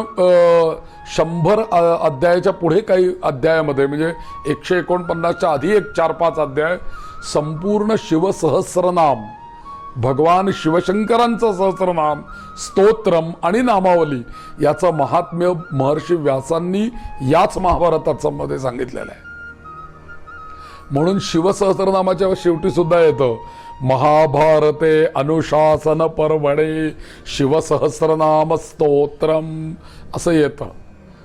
आता काय झालंय की सगळ्यात प्रसिद्ध झालेलं आहे विष्णू सहस्रनाम, पण आपण या सगळ्या गोष्टींचा विचार केला पाहिजे की याच महाभारताने आपल्याला शिवसहस्रनाम पण दिलेलं आहे. तर या 149व्या अध्यायामध्ये एकंदरीत श्लोक किती आहेत या अध्यायामध्ये, तर 142 श्लोक आहेत. मग 142 श्लोक जर का या अध्यायामध्ये आहेत तर विष्णू सहस्रनामामध्ये 108 श्लोक आहेत. पण मुळात या अध्यायामध्ये 142 श्लोक आहेत.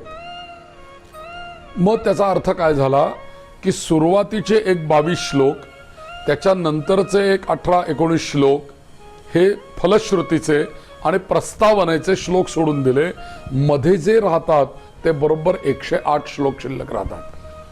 विश्वम विष्णुर्वषट्कारो इथपासनं याची सुरुवात झाली, हा पहिला श्लोक. आणि सर्वप्रहरणायुधः ओम नम इति, इथे ते विष्णू सहस्रनाम 108 श्लोक संपले. आणि त्याच्यानंतर इतीदं कीर्तनीयस्य फलश्रुतीचे 22 श्लोक सुरू होतात. म्हणजे 142 अध्याय असलेल्या श्लोकांमधले 108 श्लोक आपल्याला अत्यंत महत्त्वाचे आहेत. आत्ताची प्रस्तावना आपण पाहतो आहोत, फलश्रुती पण थोडी पाहणार आहोत. तर या सगळ्या ह्याच्यामध्ये प्रचलित असलेलं जे काही स्तोत्र आहे, ही सगळी जी काही या विष्णू सहस्रनामामध्ये आलेली नावं आहेत, ही नावं सुद्धा लोकांना असं वाटतं की महाभारत काळातलीच ही नावं आहेत. याच्या आधी विष्णूंना काही नावच नव्हती, या भीष्माचार्यानेच दिली म्हणून 1000 नावं झाली असं लोकांना वाटतं. पण तसं नाही आहे बरं. भीष्माचार्य स्वतःही तसं म्हणत नाहीत, महर्षी व्यासही तसं म्हणत नाहीत. केवळ ही महाभारत काळातली नावं नाही आहेत. तर झालंय काय की भगवंताची ही नावं जी आहे ती अनादिकालापासून चालत आलेली आहेत आणि ती अनादिकालापासून प्रचलित आहेत. आणि या सर्व भगवंताच्या नामांच्या वरती अनेकविध काळामध्ये, अनेकविध कल्पांमध्ये अनेक ऋषीमुनींनी त्या नामांवरती साधना केलेली आहे, तपश्चर्या केलेली आहे. आणि म्हणून ती सगळी नावं जी आहेत ती आजही या काळामध्ये मंत्ररूप झालेली आहेत. तुम्ही एक साधी गोष्ट लक्षात घ्या की आपल्याला सगळ्यांना गायत्री जप करायला सांगितलेलं आहे. आपण जरी आत्ताच संध्याकाळची संध्या करायला बसलो आणि इथे आपण 10 वेळेला जरी गायत्री जप केला, 28 वेळेला केला किंवा 108 वेळेला जरी केला तरी त्याचं लगेच आपल्याला फल मिळतं. का? कारण अनादी काळापासनं याच गायत्री मंत्राची हजारो अब्जावधी करोडो लोकांनी त्याची उपासना या पृथ्वी तलावरती केलेली आहे. तर त्या गायत्रीचं स्पंदन किंवा ज्याला आपण व्हायब्रेशन्स म्हणू, ती या ब्रह्मांडामध्ये सगळीकडे फिरतायत. म्हणून तुमच्या आमच्यासारखा मनुष्य जर का इथे बसला, म्हणजे आपला मोबाईल आपण ऑन केला तर त्या गायत्रीच्या सर्व्हरला तो पटकन कनेक्ट होतो. पण मुळामध्ये जर का सर्व्हर नसतील तर तो कनेक्ट कोणाला करायचा? मोबाईल. त्या नावांवरती किंवा त्या मंत्रांवरती करोडो वर्ष साधना झालेली असल्यामुळे त्याचा आपण थोडासा जरी जप केला तरी आपल्याला त्याचं मोठं फल मिळतं. पण आजची परिस्थिती अशी आहे की जे थोडंसं सुद्धा जे करायला सांगितलंय ना ते सुद्धा आमचं कसं शॉर्ट होईल याचा विचार आता लोक करत आहेत.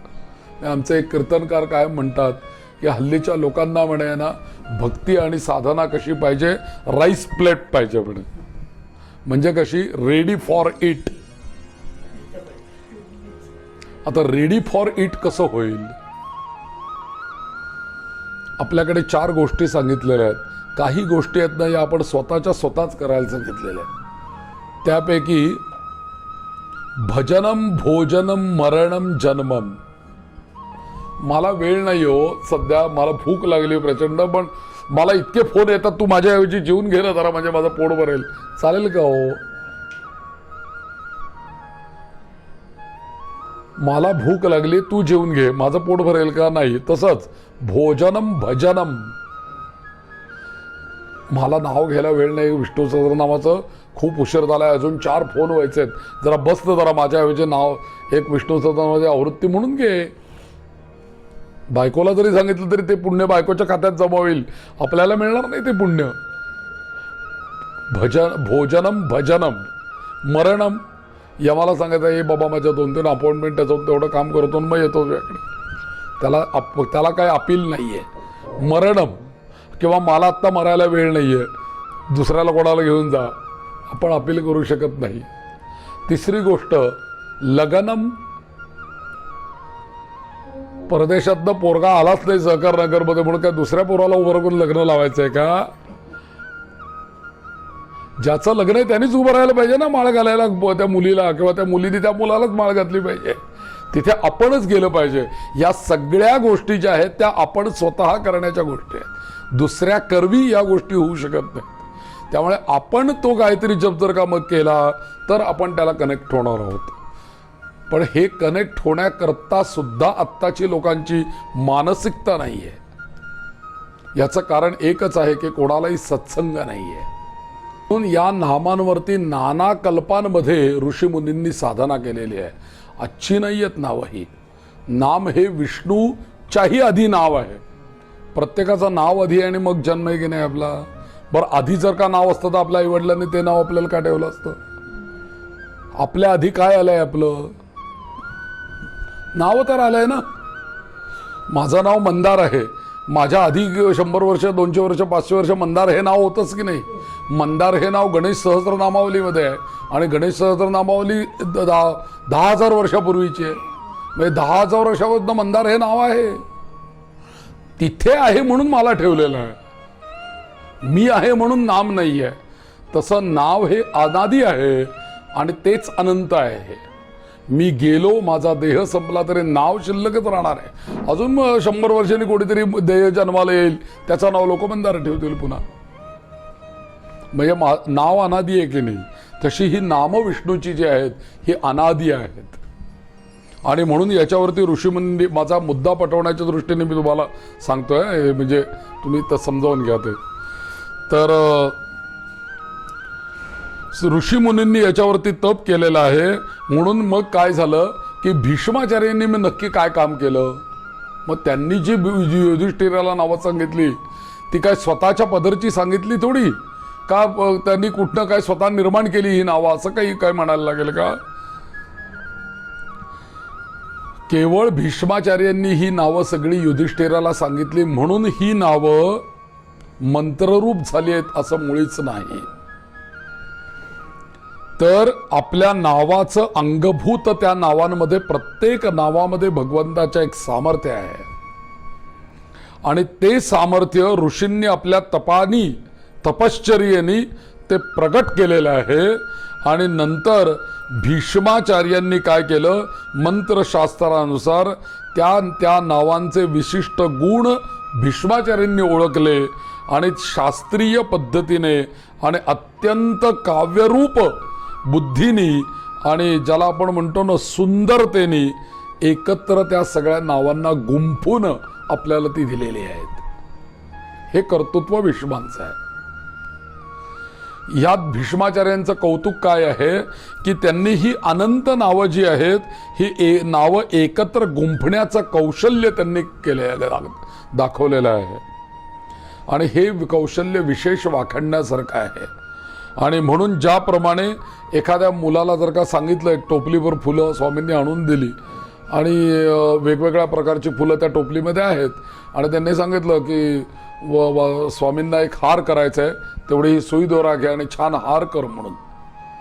आता या टोपलीमध्ये अनेक प्रकारची फुलं आहेत. त्या मुलांनी सुई दोरा हातामध्ये घेतल्यानंतर याचं कौशल्य काय राहील, कोणतं फूल आधी ठेवायचं, कोणतं फूल नंतर ठेवायचं, कुठल्या फुलानंतर पाकळी वापरायची. बरं ही बाजू ओवून झाली, तो असा जुळवून बघायचा, आता ही बाजू ओवायला सुरुवात, मग या फुलाच्या समोर हे फूल, या फुलाचं, हे सगळा विचार करावा लागेल की नाही. बरं एवढं करून सगळा हार ओवून झाल्यानंतर तो बांधायला वरती दोरा शिल्लक ठेवणं, त्याला मध्यबाजूला असा गोंडा सोडणं खाली, आलं की नाही, हे सगळं विचार करणं. का नुसते आपली फुलं स्वामींनी गप्पा मारता मारता टीव्ही बघताची येईल फुल घाल, येईल फुल घाल, असा हार होईल. असा हार जरी केला आपल्यालाच डोळ्याला तो चांगला दिसणार नाही, भगवंताला तो कसा आवडेल? जे आपल्यालाच भावत नाही, जे आपल्यालाच चांगलं दिसत नाही, ते भगवंताला कसं आवडेल? मग इथे भीष्माचार्यांचं कौतुक काय आहे की ही टोपली भर त्यांना फुलांसारखी नावं मिळाली. एक सुंदर पद्धतीने भगवान विष्णूंकरता या 108 श्लोकांच्या रूपाने 1000 नावांच्या फुलांचा एक मस्त हार विष्णूंचा बनवलेला आहे. तो भीष्माचार्यांनी बनवलेला आहे की जो विष्णूंना प्रिय झाला. म्हणून वेगवेगळ्या प्रकारची सुंदर फुलं जशी आपण एकमेकांमध्ये ओवून हार निर्माण करतो, त्याचप्रमाणे भगवंताची अनेक जी काही नावं आहेत, काही काही वेळेला असं वाटतं की काही काही नावं समान गुणधर्माची आहेत. आता एक एक नाव जर का म्हटलं ना, अच्युत नाव 3 ठिकाणी आलेलं आहे विष्णू सहस्रनामामध्ये. आता असं येणारच, तुम्ही हार म्हटल्यानंतर एक बाजू जी असते, समजा 3 फुलांनंतर आपण गुलाबाचं फूल लावलं, इकडे 3 झेंडूची लावली, मध्ये गुलाबाचं फूल लावलं, इकडची बाजू येताना आपण काय करणार, इकडे 3 झेंडूची पुढं परत गुलाबाचं फूल येणार की नाही? हार ही जर का कल्पना डोळ्यासमोर ठेवली तर हेच नाव इकडे पण रिपीट होणार की नाही पुढे? म्हणून बरीच नावं त्या विष्णू सहस्रनामामध्ये रिपीट झालेली आहेत. आपण कायम लक्षात ठेवायचं, एक बाजू झाली हाराची, दुसरी बाजू सुरू झाली, त्या दुसऱ्या बाजूतलं हे दुसरं फूल तेच आलं. अशा पद्धतीने तुम्ही या 108 श्लोकांचा विचार करा. आमच्याकडे त्या वासुदेवानंद सरस्वतींच्या आश्रमामध्ये कर्वे रोडला मी एक पुस्तक बघितलं होतं. 108 विष्णू सहस्रनामाचे श्लोक आहेत. आपल्याकडे नक्षत्र आहेत 27, प्रत्येक नक्षत्राचे 4 चरण आहेत. त्यांनी असा सिद्धांत त्या विष्णू सहस्रनामाच्या त्या ग्रंथामध्ये मांडलेला आहे की 108च श्लोक या विष्णू सहस्रनामाचा असण्याचं काय कारण आहे? कारण या सगळ्या, किंवा आपण 108 मण्यांचीच माळ जपतो की नाही कायम, 109 पण नाही आणि 107 पण नाही. का? तर ह्याचं कारण हे आहे की नक्षत्र 27 आहेत आणि 27 नक्षत्रांचे प्रत्येकी 4-4 चरण आहेत. 4-4 चरण म्हणजे 27 चोक अष्टोदरसे. एक मणी सरकवताना नक्षत्राचा एक चरण शुद्ध होत जातो. ही जर का आपली फिलॉसॉफी असेल, हे जर का तत्वज्ञान असेल, तर मग विष्णू सहस्रनामाचे 108 श्लोक इज इक्वल टू 108 नक्षत्रांचे चरण, ही त्यांनी हे मांडलं. आणि मग आता बघा, पहिला श्लोक, पहिलं नक्षत्र अश्विनी पहिला चरण, दुसरा श्लोक अश्विनी नक्षत्र द्वितीय चरण, तिसरा श्लोक अश्विनी नक्षत्र तृतीय चरण, चौथा श्लोक अश्विनी नक्षत्र चतुर्थ चरण. पहिले 4 श्लोक अश्विनी नक्षत्र, दुसरे 4 श्लोक भरणी नक्षत्र. असं करता करता करता एक लक्षात घ्यायचं, आता याच्यामध्ये थेरपी एकच लक्षात घ्यायची, आपलं नक्षत्र कुठलं ते शोधायचं. 4-4 श्लोकांप्रमाणे ते वर्गीकरण करत जायचं. जे श्लोक येतील आपल्या नक्षत्राचे चरण म्हणून, ते आपल्या आत्मउद्धाराचे श्लोक आहे, ते लक्षात घ्यायचं. आणि त्या श्लोकांचा जर का आपण सातत्याने चिंतन केलं, सातत्याने ते श्लोक जर का पठणामध्ये ठेवले, तर आपले जन्मदोष शुद्ध होतात म्हणून सांगितलेलं आहे. जीवनामध्ये कोणत्याही प्रकारची संकट येऊ देत, 1000 विष्णूंचे नामं म्हणण्याची प्रत्येक वेळेला आवश्यकता नाही. आपल्या नक्षत्राचे कुठले 4 श्लोक आहेत ते श्लोक काढायचे, तेवढाच जप करायचा. तुम्ही करून बघा, तुम्हाला त्याचं तात्काळ फल मिळेल. ही माझी फिलॉसॉफी नाही, याचा एक ग्रंथच वासुदेवानंद आश्रमामध्ये विक्री करता उपलब्ध आहे, आजही असेल तो. विशिष्ट क्रमाने ही एकत्र केलेली एक प्रकारची माला आहे. म्हणून इथे सगळीकडे माला हा संबंध लक्षात घ्यायचा. अस्य श्री विष्णू स्तोत्र माला मंत्रस्य. पुन्हा मी तुम्हाला हाराचीच उपमा देतोय. हा एक विष्णूंचा 1000 फुलांचा हार आहे असं समजायला हरकत नाही विष्णू सहस्रनाम म्हणजे. आणि तो सुद्धा विशिष्ट प्रकाराने एकत्र केलेला. आणि कुठल्या माळ्याने केलेला हा हार आहे? सामान्य नव्हे, भीष्म पितामह त्यांनी केलेली ही माळा आहे. आपल्याला माळ करायला त्यांनी कष्टच ठेवले नाहीत. त्यांनी केलेला हार उचलायचा आहे आणि नारायणाच्या गळ्यामध्ये घालायचा आहे, बस. आपल्याला काहीच करायचं नाही. हे किती बरं आहे ना हो, आपल्याला ऋषीमुनींनी सगळं करून ठेवलं. करायचंय आपल्याला म्हणून ठेवलं असतं तर किती गोंधळ झाला असता मला सांगा. आणि आत्ताची परिस्थिती कोणी किती काय केलं असतं, मोबाईलवर व्हॉट्सअप ग्रुपवर एक तरी निर्णय होतोय का? व्हॉट्सअप ग्रुपवर एक तरी आपण जर का असं ठरवाय करायचं म्हटलं तर काही सिद्ध होऊ शकतंय का? हां, नाही, पण भीष्म एक त्याच्याही नंतर संत किती झाले आहेत ना. त्या संतांनी आपल्याला मार्ग दाखवून दिले आहेत ना. हे समजा का आमचे दातेशास्त्री कायम म्हणायचे, पंचांग करते दातेशास्त्री. त्यांचं एक व्याख्यानामध्ये मी पूर्वी लहान असताना उद्यान प्रसादमध्ये त्यांचं व्याख्यान झालं होतं, तेव्हा मी मला एक असं बोलल्याचं वाक्य आठवतं कायम, की आपल्या सगळ्या ऋषीमुनींनी एकच गोष्ट सांगितली, शृण्वन्तु सर्वे अमृतस्य पुत्रा. ऋषींची काय हे आहे, शृण्वन्तु, तुम्ही पहिली श्रवण भक्ती करा ऋषी म्हणतायत. तुम्ही कोणाचं काय ऐकायलाच तयार नाही आत्ताच्या काळातले लोक. कसा तुमचा उद्धार होणार? जो कधी दुसऱ्याचं काहीही ऐकू शकत नाही ना, त्याचा कदापि उद्धार होणं शक्य नाही. आपला जर का उद्धार व्हावा असं जर का वाटत असेल ना, तर आपण ऐकायला शिकलं पाहिजे. आणि नेमकं इथे आत्ताची मानसिकता आहे, इथे आत्ताच्या जगतामध्ये कोणीच कोणाचं ऐकायला तयार नाही. ना बापाचा पोरगा ऐकायला तयार, पोराचं बाप ऐकायला तयार, नवऱ्याचं बायको ऐकायला तयार, बायकोचा नवरा ऐकायला तयार.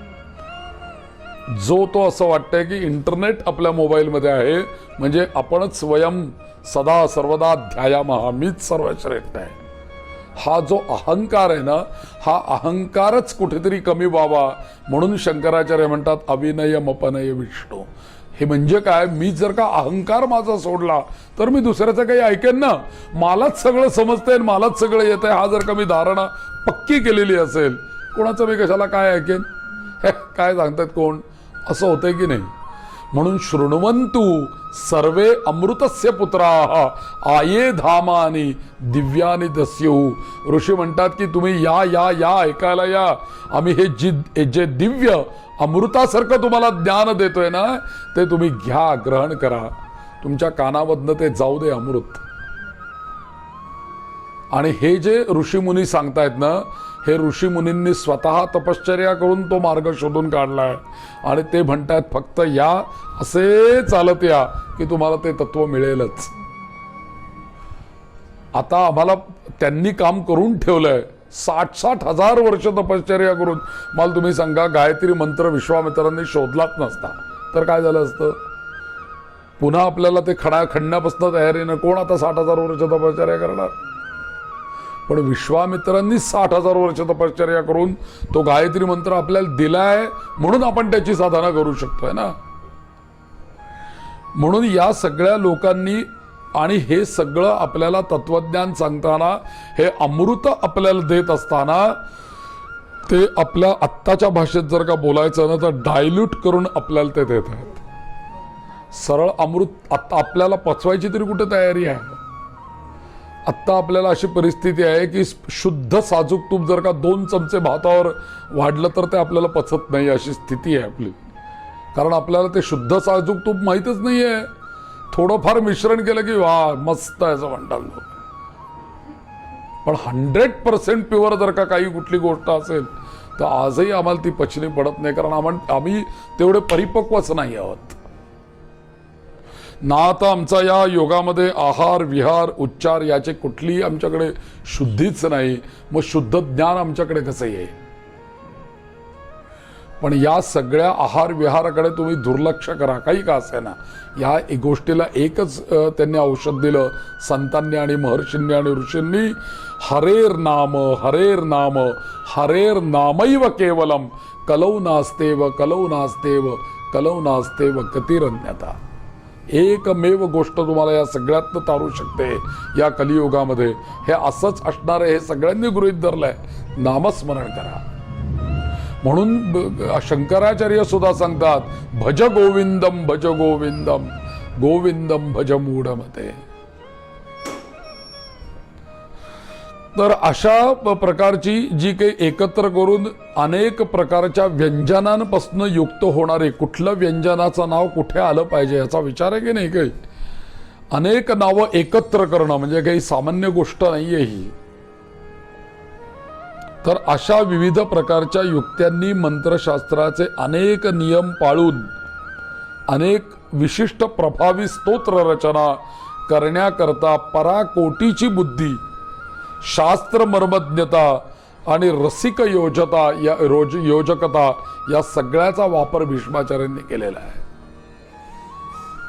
आणि शिवाय स्वतःची तपश्चर्या आहेच. गंगापुत्र आहेत भीष्म. असं हे अवघड कार्य भीष्माचार्यांनी अतिशय लीलया संपन्न करत ही सहस्रनामं कुशलतेने एकत्र करून आपल्याला दिलेली आहे. या सहस्र संख्येला फार मोठं महत्व आहे बरं आपल्या उपासनेमध्ये. या अथर्व शीर्षामध्ये सुद्धा सांगितलं ना, काय अनेन सवाग्मी चतुर्थ्यामध्ये सहस्रंजपेत असं आलेलं. सहस्रावर्तनात यं काममधीते, सहस्रावर्तनात 1000ला तिथेही महत्व दिलेलं आहे. 1000 का? कारण आपल्याकडे कोणतेही जप किंवा पुरस्चरण करण्याच्या 5 पद्धती आहेत बरं. पुरस्चरण म्हणजे ते पंचांग असतं, त्या 5 अंग असल्याशिवाय पुरस्चरण त्याला म्हणता येत नाही. ती 5 अंग पूर्ण व्हायला पाहिजेत. काय काय व्हायला पाहिजे त्याच्यामध्ये? पहिलं अंग आहे जप, दुसरं अंग आहे तद्दशांश होम, तिसरं अंग आहे होम संख्या दशांश तर्पण, चौथं अंग आहे तर्पण संख्या दशांश मार्जन, आणि 5वं अंग आहे मार्जन संख्या दशांश भोजन. ही जेव्हा 5 अंग पूर्ण होतात तेव्हा एखादं पुरस्चरण पूर्ण होतं. तुम्ही जर का शतनाम घेतलं, 500 नावं घेतली, 800 नावं घेतली तर तुमचं ते पंचांग पूर्ण होत नाही. पण सहस्र घेतले तर तो पंचांग पूर्ण होतं की नाही बघा तुम्ही. सहस्र भागिले 10 किती झाले? 100. म्हणजे 100 त्याचा दशांश आला. पुन्हा भागिले 10 किती आले? 10. आणि पुन्हा भागिले 10 किती आले? 1 परमात्मा. म्हणून सहस्र या संख्येला फार मोठं महत्व आहे. म्हणून सहस्रनामं ही योजलेली आहेत. असे अनंत सहस्रनामं म्हणून ते अनंतनामं म्हणतायत. म्हणजे कदाचित 15,000 नावं त्यांनी दिली असते आपल्याला म्हणायला, 20,000 दिली असते, पण हे दशांशाचं गणित तिथे जमत नाही. बघा ना, 1000 भागिले 10 1000 जप, भागिले 10 100 हवन, भागिले 10 100 तर्पण, भागिले 10 तर्पण मार्जन, आणि 1 ब्राह्मण भोजन. झालं की रे पंचांग पुरस्चरण. एक विष्णू सहस्रनाम जर का म्हटलं, 1000 नावं म्हटली ती पंचांग पूर्ण होतात. म्हणून सहस्रनामाला महत्व आहे. आता बघा तुम्ही, यातलं जे प्रत्येक भगवंताचं नाव आहे हे कुठल्या ना कुठल्या तरी वैशिष्ट्य सांगणारच भगवंताचं नाव आहे. कुठलेही नाव तुम्ही उचला, एकतर ते नाव त्याचे गुण तरी सांगेल, त्याची विभूती तरी सांगेल, त्याचे अवतार तरी सांगेल, त्याचं आयुध तरी सांगेल, त्याचं कर्तृत्व तरी सांगेल, किंवा त्याचं ऐश्वर्य तरी सांगेल. यापैकी कुठले तरी नाव आहे. म्हणून आमच्याकडे म्हणतात, ज्याचं जसं नाव ठेवतात ना तसा ती व्यक्ती घडते बरं. म्हणून आमचे दातेशास्त्रीत म्हणायचे की एखाद्याचं बाळू नाव ठेवा ना, एखाद्याचं नाव शिवाजी ठेवा म्हणे. हाक मारण्याला सुद्धा आनंद होतो शिवाजी, आणि हे बाळ्या कसं फरक पडतो की नाही. आणि बाळू नाव ठेवलेली म्हणे लोक, बाळू नाव ठेवलेली लोक त्याचीच वागतात. पण शिवाजी नावाचं निदान नावाला तरी त्याच्या नावात सामर्थ्य आहे. म्हणून मुलीचं नाव हे विषमाक्षरी ठेवावं आणि मुलाचं नाव हे समाक्षरी ठेवावं, असं आपल्या नामकरण संस्कारामध्ये सांगितलेलं आहे. आणि नामकरण संस्कारामध्ये असं सांगितलंय, तुम्ही जसं नाव ठेवता त्या मुलाचं तशी ती व्यक्ती घडते. इतका नामाचा संबंध आहे आपल्या जीवाशी. कारण आपण जन्माला येण्यापूर्वी हे नाव या जन्मामध्ये तुझं असेल हे भाकीत आधीच झालेलं आहे. धाता यथा पूर्वम अकल्पयत, हे आधीच ठरलेलं आहे. तू नाही काही ठरवलेलं हे केवळ तू जन्माला आला की तुझं नाव या जन्मात माझं नाव मंदार खळदकर असणार हे आधी ठरलेलं आहे. याच्या पुढच्या जन्मात माझा कुठला जन्म असेल आणि माझं नाव काय असेल हे आधी ठरलेलं आहे. विदाऊट प्लॅनिंग ईश्वर नाहीये, विदाऊट प्लॅनिंग नियती नाहीये, आणि विदाऊट प्लॅनिंग निसर्ग नाहीये. त्याने प्लॅन केलेला आहे. मी केव्हा अवतार घ्यायचा हे त्याने ठरवलेलं असतं. त्याप्रमाणे बरोबर तशी सिच्युएशन निर्माण होते की बरोबर तो येतोच, कारण तो तयारच आहे. आणि आल्यानंतर तो 3च काम करतो, परित्राणाय साधूनाम विनाशाय च दुष्कृताम आणि धर्म संस्थापन. 3च कामं भगवंत इथे आल्यानंतर करतात. म्हणून आपण काय बनायला पाहिजे? साधू बनलं पाहिजे, तर तो आपलं रक्षण करेल. जर का आपण साधू बनलं नाही तर त्याचं जे जातं फिरेल त्या जात्याच्या दगडाखाली आपण सापडणार आहोत, हे निश्चित आहे. म्हणून ते जात्याचं उदाहरण देतात. नामस्मरण भक्ती करणं म्हणजे काय हो, ते जात्याचं उदाहरण देतात की जातं फिरत असताना ते दोन दगड जे फिरतात ते वरनं असं जात्यामध्ये ते धान्य टाकलं की ते दगड फिरायला लागतात आणि फिरता फिरता फिरता फिरता काय होतं की काही त्यातले दाणे जे असतात ती मधली जी अरी असते खुंटी लोखंडी, त्या खुंटीपाशी काही दाणे जाऊन तिथे चिकटून राहतात. सगळं जातं आपण पीठ झालं की आपण उचलून साफ करायला घेतलं की ते दाणे आपल्याला सापडतात. तर इथे हा आध्यात्मिक दृष्टांत त्यातनं हा घ्यायचा आहे की ही अरी जी आहे हे जातं म्हणजे ब्रह्मांड आहे, जातं म्हणजे विश्व आहे, जातं म्हणजे जगत आहे, ते फिरतच राहणार आहे. आणि जर का या फिरणाऱ्या विश्वामध्ये जर का तुम्ही विष्णूंना धरून ठेवलात, भगवंताला धरून ठेवलात त्या आरीला, तर मात्र कितीही जातं. सांगू शकतोस का खुंट? तुम्ही दीक्षित आहात बरं का, योग दीक्षित, पण तुम्हाला खुंट धरून ठेवायचं म्हणजे काय कळतो का अर्थ? तो तर सांगतोय शंकराचार्य, तुम्हाला कळतं का कोणाला धरून ठेवायचंय? हा कुठे केलं नवरा? नाही नाही, तेच तुम्हाला कळत नाही. सुषुम्नेला धरून ठेवायचं, तुम्ही सुषुम्नेला धरून ठेवायचं. हे मी प्रॅक्टिकल एक्सपिरियन्स नाही तुला सांगतो. जितकं होईल तितकं सुषुम्नेला धरून ठेवायचं. सुषुम्ना म्हणजे ते लोखंड असतं ना, त्याशी तू बघितली असेल जातं किती खुंटी असते. सुषुम्नाला धरून ठेवायचं. जो सुषुम्नाला धरून राहिला तर बाकीचं पुढचं सगळं सांगितलं. कारण का सुषुम्ना इज हायवे टू इन्फिनिटी. तुला वरतीचं जायचं असेल तर हायवे काय आहे? सुषुम्ना आहे. ते सुषुम्नाला धरता आलं पाहिजे. सुषुम्नाला धरणं म्हणजे सुषुम्नामध्ये प्राण प्रविष्ट झाले पाहिजे. तर म्हणून जो खुंटी म्हणजे भगवंत, मी इथे उदाहरण देताना खुंटी म्हणजे भगवंत, भक्तीमध्ये भगवंताला धरून ठेवायचं. या विष्णू सहस्रनामाच्या अखंड दाणे तिथं चिकटतात ना, तेच राहतात, बाकी सगळं भरपूर राहतात. या विष्णू सहस्रनामाच्या रूपाने जर का आपण या विष्णूंना पकडून राहिलो तर कितीही जरी जातं फिरलं तरी आपला पीठ होणार नाही. म्हणून नामस्मरणाला फार मोठं महत्व आहे. म्हणून महाभारतातील, म्हणून इथे भीष्म असं म्हणतात की बाबा रे युधिष्ठिरा, एक लक्षात ठेव, अनादि निधनम विष्णुम सर्वलोक महेश्वरम लोकाध्यक्षम स्तुवन नित्यम सर्व दुःखाति गो भवेत ब्रह्मण्यम सर्वधर्मज्ञम लोकानाम कीर्तिवर्धनम लोकनाथम महद्भूतम सर्वभूत भवोद्भवम. इथे विष्णूंचंच नाव का म्हणायचं या श्लोकामध्ये सांगितलंय. कारण ब्रह्मण्यम सर्वधर्मज्ञम लोकानाम कीर्तिवर्धनम म्हणजे ब्रह्मज्ञान मिळवण्याच्या दृष्टीने, सर्व धर्मज्ञान मिळवण्याच्या दृष्टीने, सर्व लोकांमध्ये कीर्ती मिळवण्याच्या दृष्टीने लोकनाथ महद्भूत सर्वभूत भवोद्भवम. त्याचं स्तवन करणं हे फार मोठं. एष मे सर्व धर्माणाम धर्मोधिकतमो मता. आणि हाच धर्म आहे, एष धर्म. धर्मोधिकतमो मतः, एकच धर्म सांगतात, यद भक्त्या पुंडरीकाक्षम स्तवैहि अर्चयेन नरस सदा. हाच तुम्हाला मी धर्म सांगतो की दुसरं तिसरं काहीही न करता या पुंडरीकाक्ष महाविष्णूंचं भजन करणं, या पुंडरीकाक्ष विष्णूंचं स्मरण करणं, या पुंडरीकाक्ष विष्णूंच्या सान्निध्यात राहणं, हाच खरं नरांच्या म्हणजे मानवांच्या उन्नतीचा एकमेव मार्ग आहे आणि हाच धर्म आहे म्हणून सांगताय. आता पहिला प्रश्न काय विचारला होता, को धर्म सर्वधर्माणां. उत्तर काय देत आहेत भीष्माचार्य धर्म या शब्दाबद्दल त्याच्या प्रश्नाच्या. तर त्यांनी हाच धर्म सांगितला की बाबा रे युधिष्ठिरा, यद भक्त्या पुंडरीकाक्षम स्तवैरर्चेन नरस सदा. या पुंडरीकाक्षाचं, आता हे पुंडरीकाक्ष नाव जे आहे ना ते इथे वापरलं आहे बघा.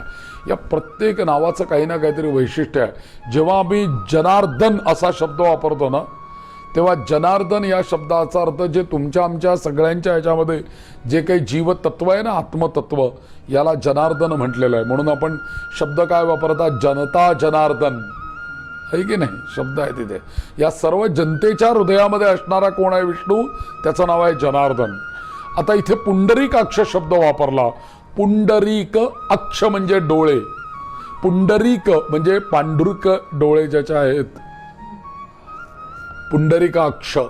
तर याचा स्मरण करण्याचं कारण काय आहे, हे पुंडरीकाक्ष हे जे नाव आहे ना, तुम्ही ते कायम लक्षात ठेवा बरं.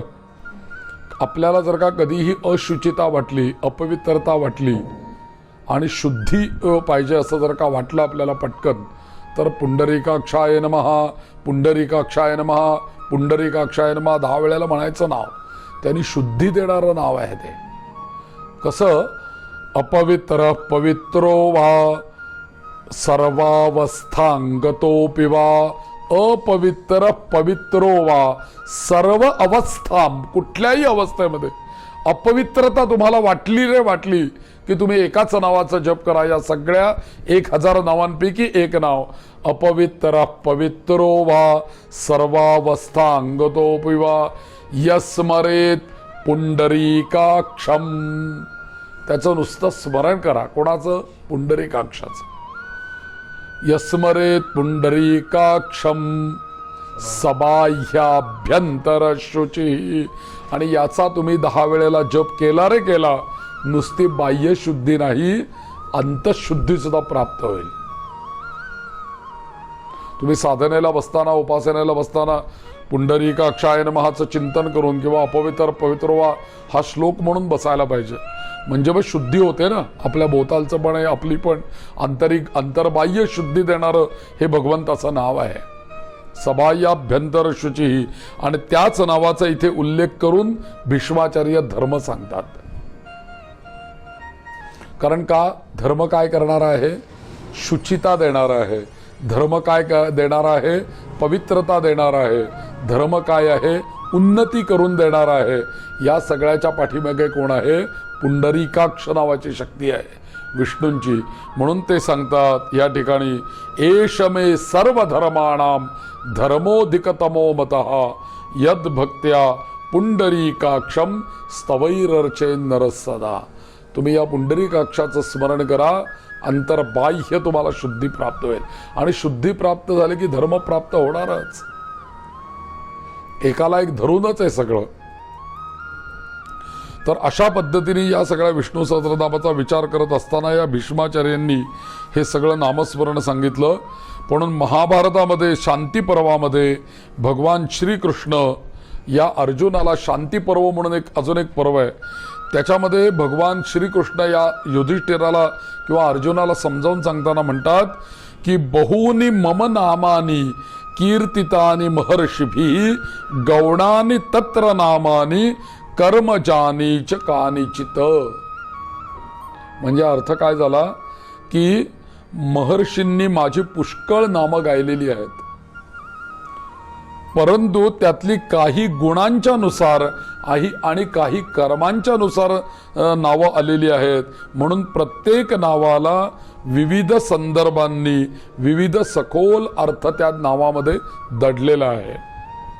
म्हणून इथे बघा एक शब्द असा येतो भीष्माचार्यांच्या यामध्ये, यानी नामानी गौणानी विख्यातानि महर्षिभिः. पुढे श्लोक येतो,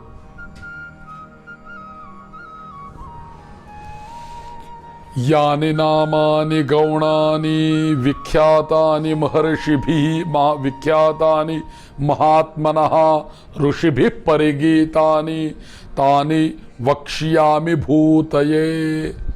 गौणानि, गौणानि या शब्दाचा अर्थ म्हणजे गुणांचं वर्णन करणारी. यानि नामानि बहूनी मम नामानि कीर्तितानि महर्षिभिः गौणानि तत्र नामानि कर्मजानीच कानिचित. म्हणून माझ्या गुणांचं वर्णन करणारी काही नावं आहेत, माझ्या कर्माचं वर्णन करणारी, पराक्रमाचं वर्णन करणारी काही नावं आहेत. आणि ती एकत्र नावं करून या अनेक वर्ष ऋषीमुनींनी या ठिकाणी तपश्चर्या केलेली आहे. म्हणून अशा पद्धतीने या नामाचं एकंदरीत फलश्रुतीचे म्हणजे प्रास्ताविक ज्याला आपण म्हणतो ते त्या पद्धतीने असं आलेलं आहे. या नामाबद्दल अजून एकच गोष्ट मला सांगायची म्हणजे ती अशी आहे की या कलियुगामध्ये लोक म्हणतात की बाबा आम्हाला भगवंत प्रसन्न का होत नाही, का आम्हाला त्याचं फल मिळत नाही, आपल्या उपासनेचं आपल्याला फळ का मिळत नाही. याचं एकमेव कारण असं आहे की परापवादम पैशून्यम अनृतंच न भाषते अव्योद्वेगकरं वापि तोष्यते तेन केशवः. कोणाला केशव म्हणजे विष्णू प्रसन्न होतात. आम्ही विष्णू सहस्रनामाची उपासना करायला सुरुवात केली, पण मात्र आम्हाला ते प्रसन्न होत नाहीत किंवा होतील. का होतील आणि का होत नाहीत याचं उत्तर या श्लोकामध्ये भगवंताने दिलंय. भगवंत असं म्हणतात की जो मानव कायम दुसऱ्याची निंदा करतो, कायम दुसऱ्याची चुगली करतो किंवा मिथ्या भाषण करतो, अशाला भगवंत कधीही प्रसन्न होत नाही. तुम्हाला जर का भगवंतानी प्रसन्न व्हावं असं वाटत असेल तर तुम्ही हे गुण अंगीकारले पाहिजेत. पहिला गुण सांगितला, दुसऱ्याची निंदा कदापि करू नका. अन्यन्न निंदीयात उपनिषदाने सांगितलंय. निंदा करू नका, कशाचीच चुगली करू नका, मिथ्या भाषण करायचं नाही आणि मिथ्या वचनं बोलायचे नाहीत. असं जर का, आणि दुसरी गोष्ट अत्यंत महत्वाची आहे की द्वेषकरम वापी, जर का दुसऱ्याच्या आत्म्याला क्लेश होतील, दुसऱ्याच्या मनाला वेदना होतील, असं कोणतंही वाक्य मी माझ्या मुखातून बोलणार नाही. असा जर का मी वागत असेन तर भगवान माझ्यावरती कृपा करतील. मग तुम्ही त्यांची एक नावं घ्या, 1000 घ्या, नाही तर 108 घ्या, ते तुमच्यावरती कृपा केल्याशिवाय राहणार नाही, जर तुमच्याकडे हे सगळे गुण असतील तर. म्हणून उपासकांनी या सगळ्या गुणांचाही विचार केला पाहिजे की आपण या चुका करतोय का, म्हणून आपली साधना फलद्रूप होत नाही, म्हणून आपली उपासना फलद्रूप होत नाही. म्हणून उपासकांनी पहिला गुण स्वीकारला पाहिजे, कोणाचीही मला निंदा करायची नाही. एवढं जरी पाळलं तरी सुद्धा मला कोणतंही नाम हे फलद्रूप होईल, असं इथे श्रीकृष्णच सांगतायत स्वतःच्या मुखातूनच. आणि म्हणून दुसरी गोष्ट म्हणजे परदार परद्रव्यम परहिंसा क्षयोरतिम न करोमि पुमान भूप तोष्यते तेन केशवः. तुला जर का विष्णूंना प्रसन्न करायचं असेल तर परस्त्री, परधन आणि दुसऱ्याची हिंसा याच्यामध्ये कधीही तू प्रेम ठेवू नकोस. काही लोकांना ह्याच्यातच आनंद असतो की नाही, दुसऱ्याची निंदा करणं याच्यात आनंद असतो. कुचरोटा गावागावातला कशासाठी असतो? पिंपळाखालचा कट्टा हा पार त्याच्याकरताच असतो ना, त्याला कुचरोटा म्हणतात गावाकडे. दुसरी गोष्ट परस्त्री, परधन, दुसऱ्याची हिंसा याच्यामध्ये जो कधीही प्रीती ठेवत नाही त्याच्यावरती भगवान कृपा करतात. तिसरी गोष्ट त्यांनी सांगितली, न ताडयति नो हंती प्राणिनोन्यांश्च देहिनः यो मनुष्यो मनुष्येंद्र तोष्यते. आता इथे भूतदयेचा अजून आचार्यांनी विस्तार करून आपल्याला सांगितलं की हे बघ म्हणे, तुझ्या मनामध्ये असे भाव असले पाहिजेत, प्राणी, वृक्ष आणि अन्य सर्व देहधारी यांना कदापि माझ्याकडनं कोणतीही पीडा होणार नाही. मग इथे वृक्षाचा सुद्धा विचार केलाय. वृक्ष सुद्धा जीव आहे की नाही, त्याला तरी माझ्याकडनं का त्रास. म्हणून कुठल्याही प्राण्याला, वृक्षाला, अन्य देहधारी कोणत्याही जीवाला माझ्याकडनं पीडा होणार नाही. त्याच्यानंतर जर का मी साधक आहे, जर का मी उपासक आहे, जर का मी भक्त असेल तर माझ्या ठिकाणी देवद्विज गुरूणांच शुश्रूषासु सदोद्यतः तोष्यते तेन गोविंद पुरुषेण नरेश्वर.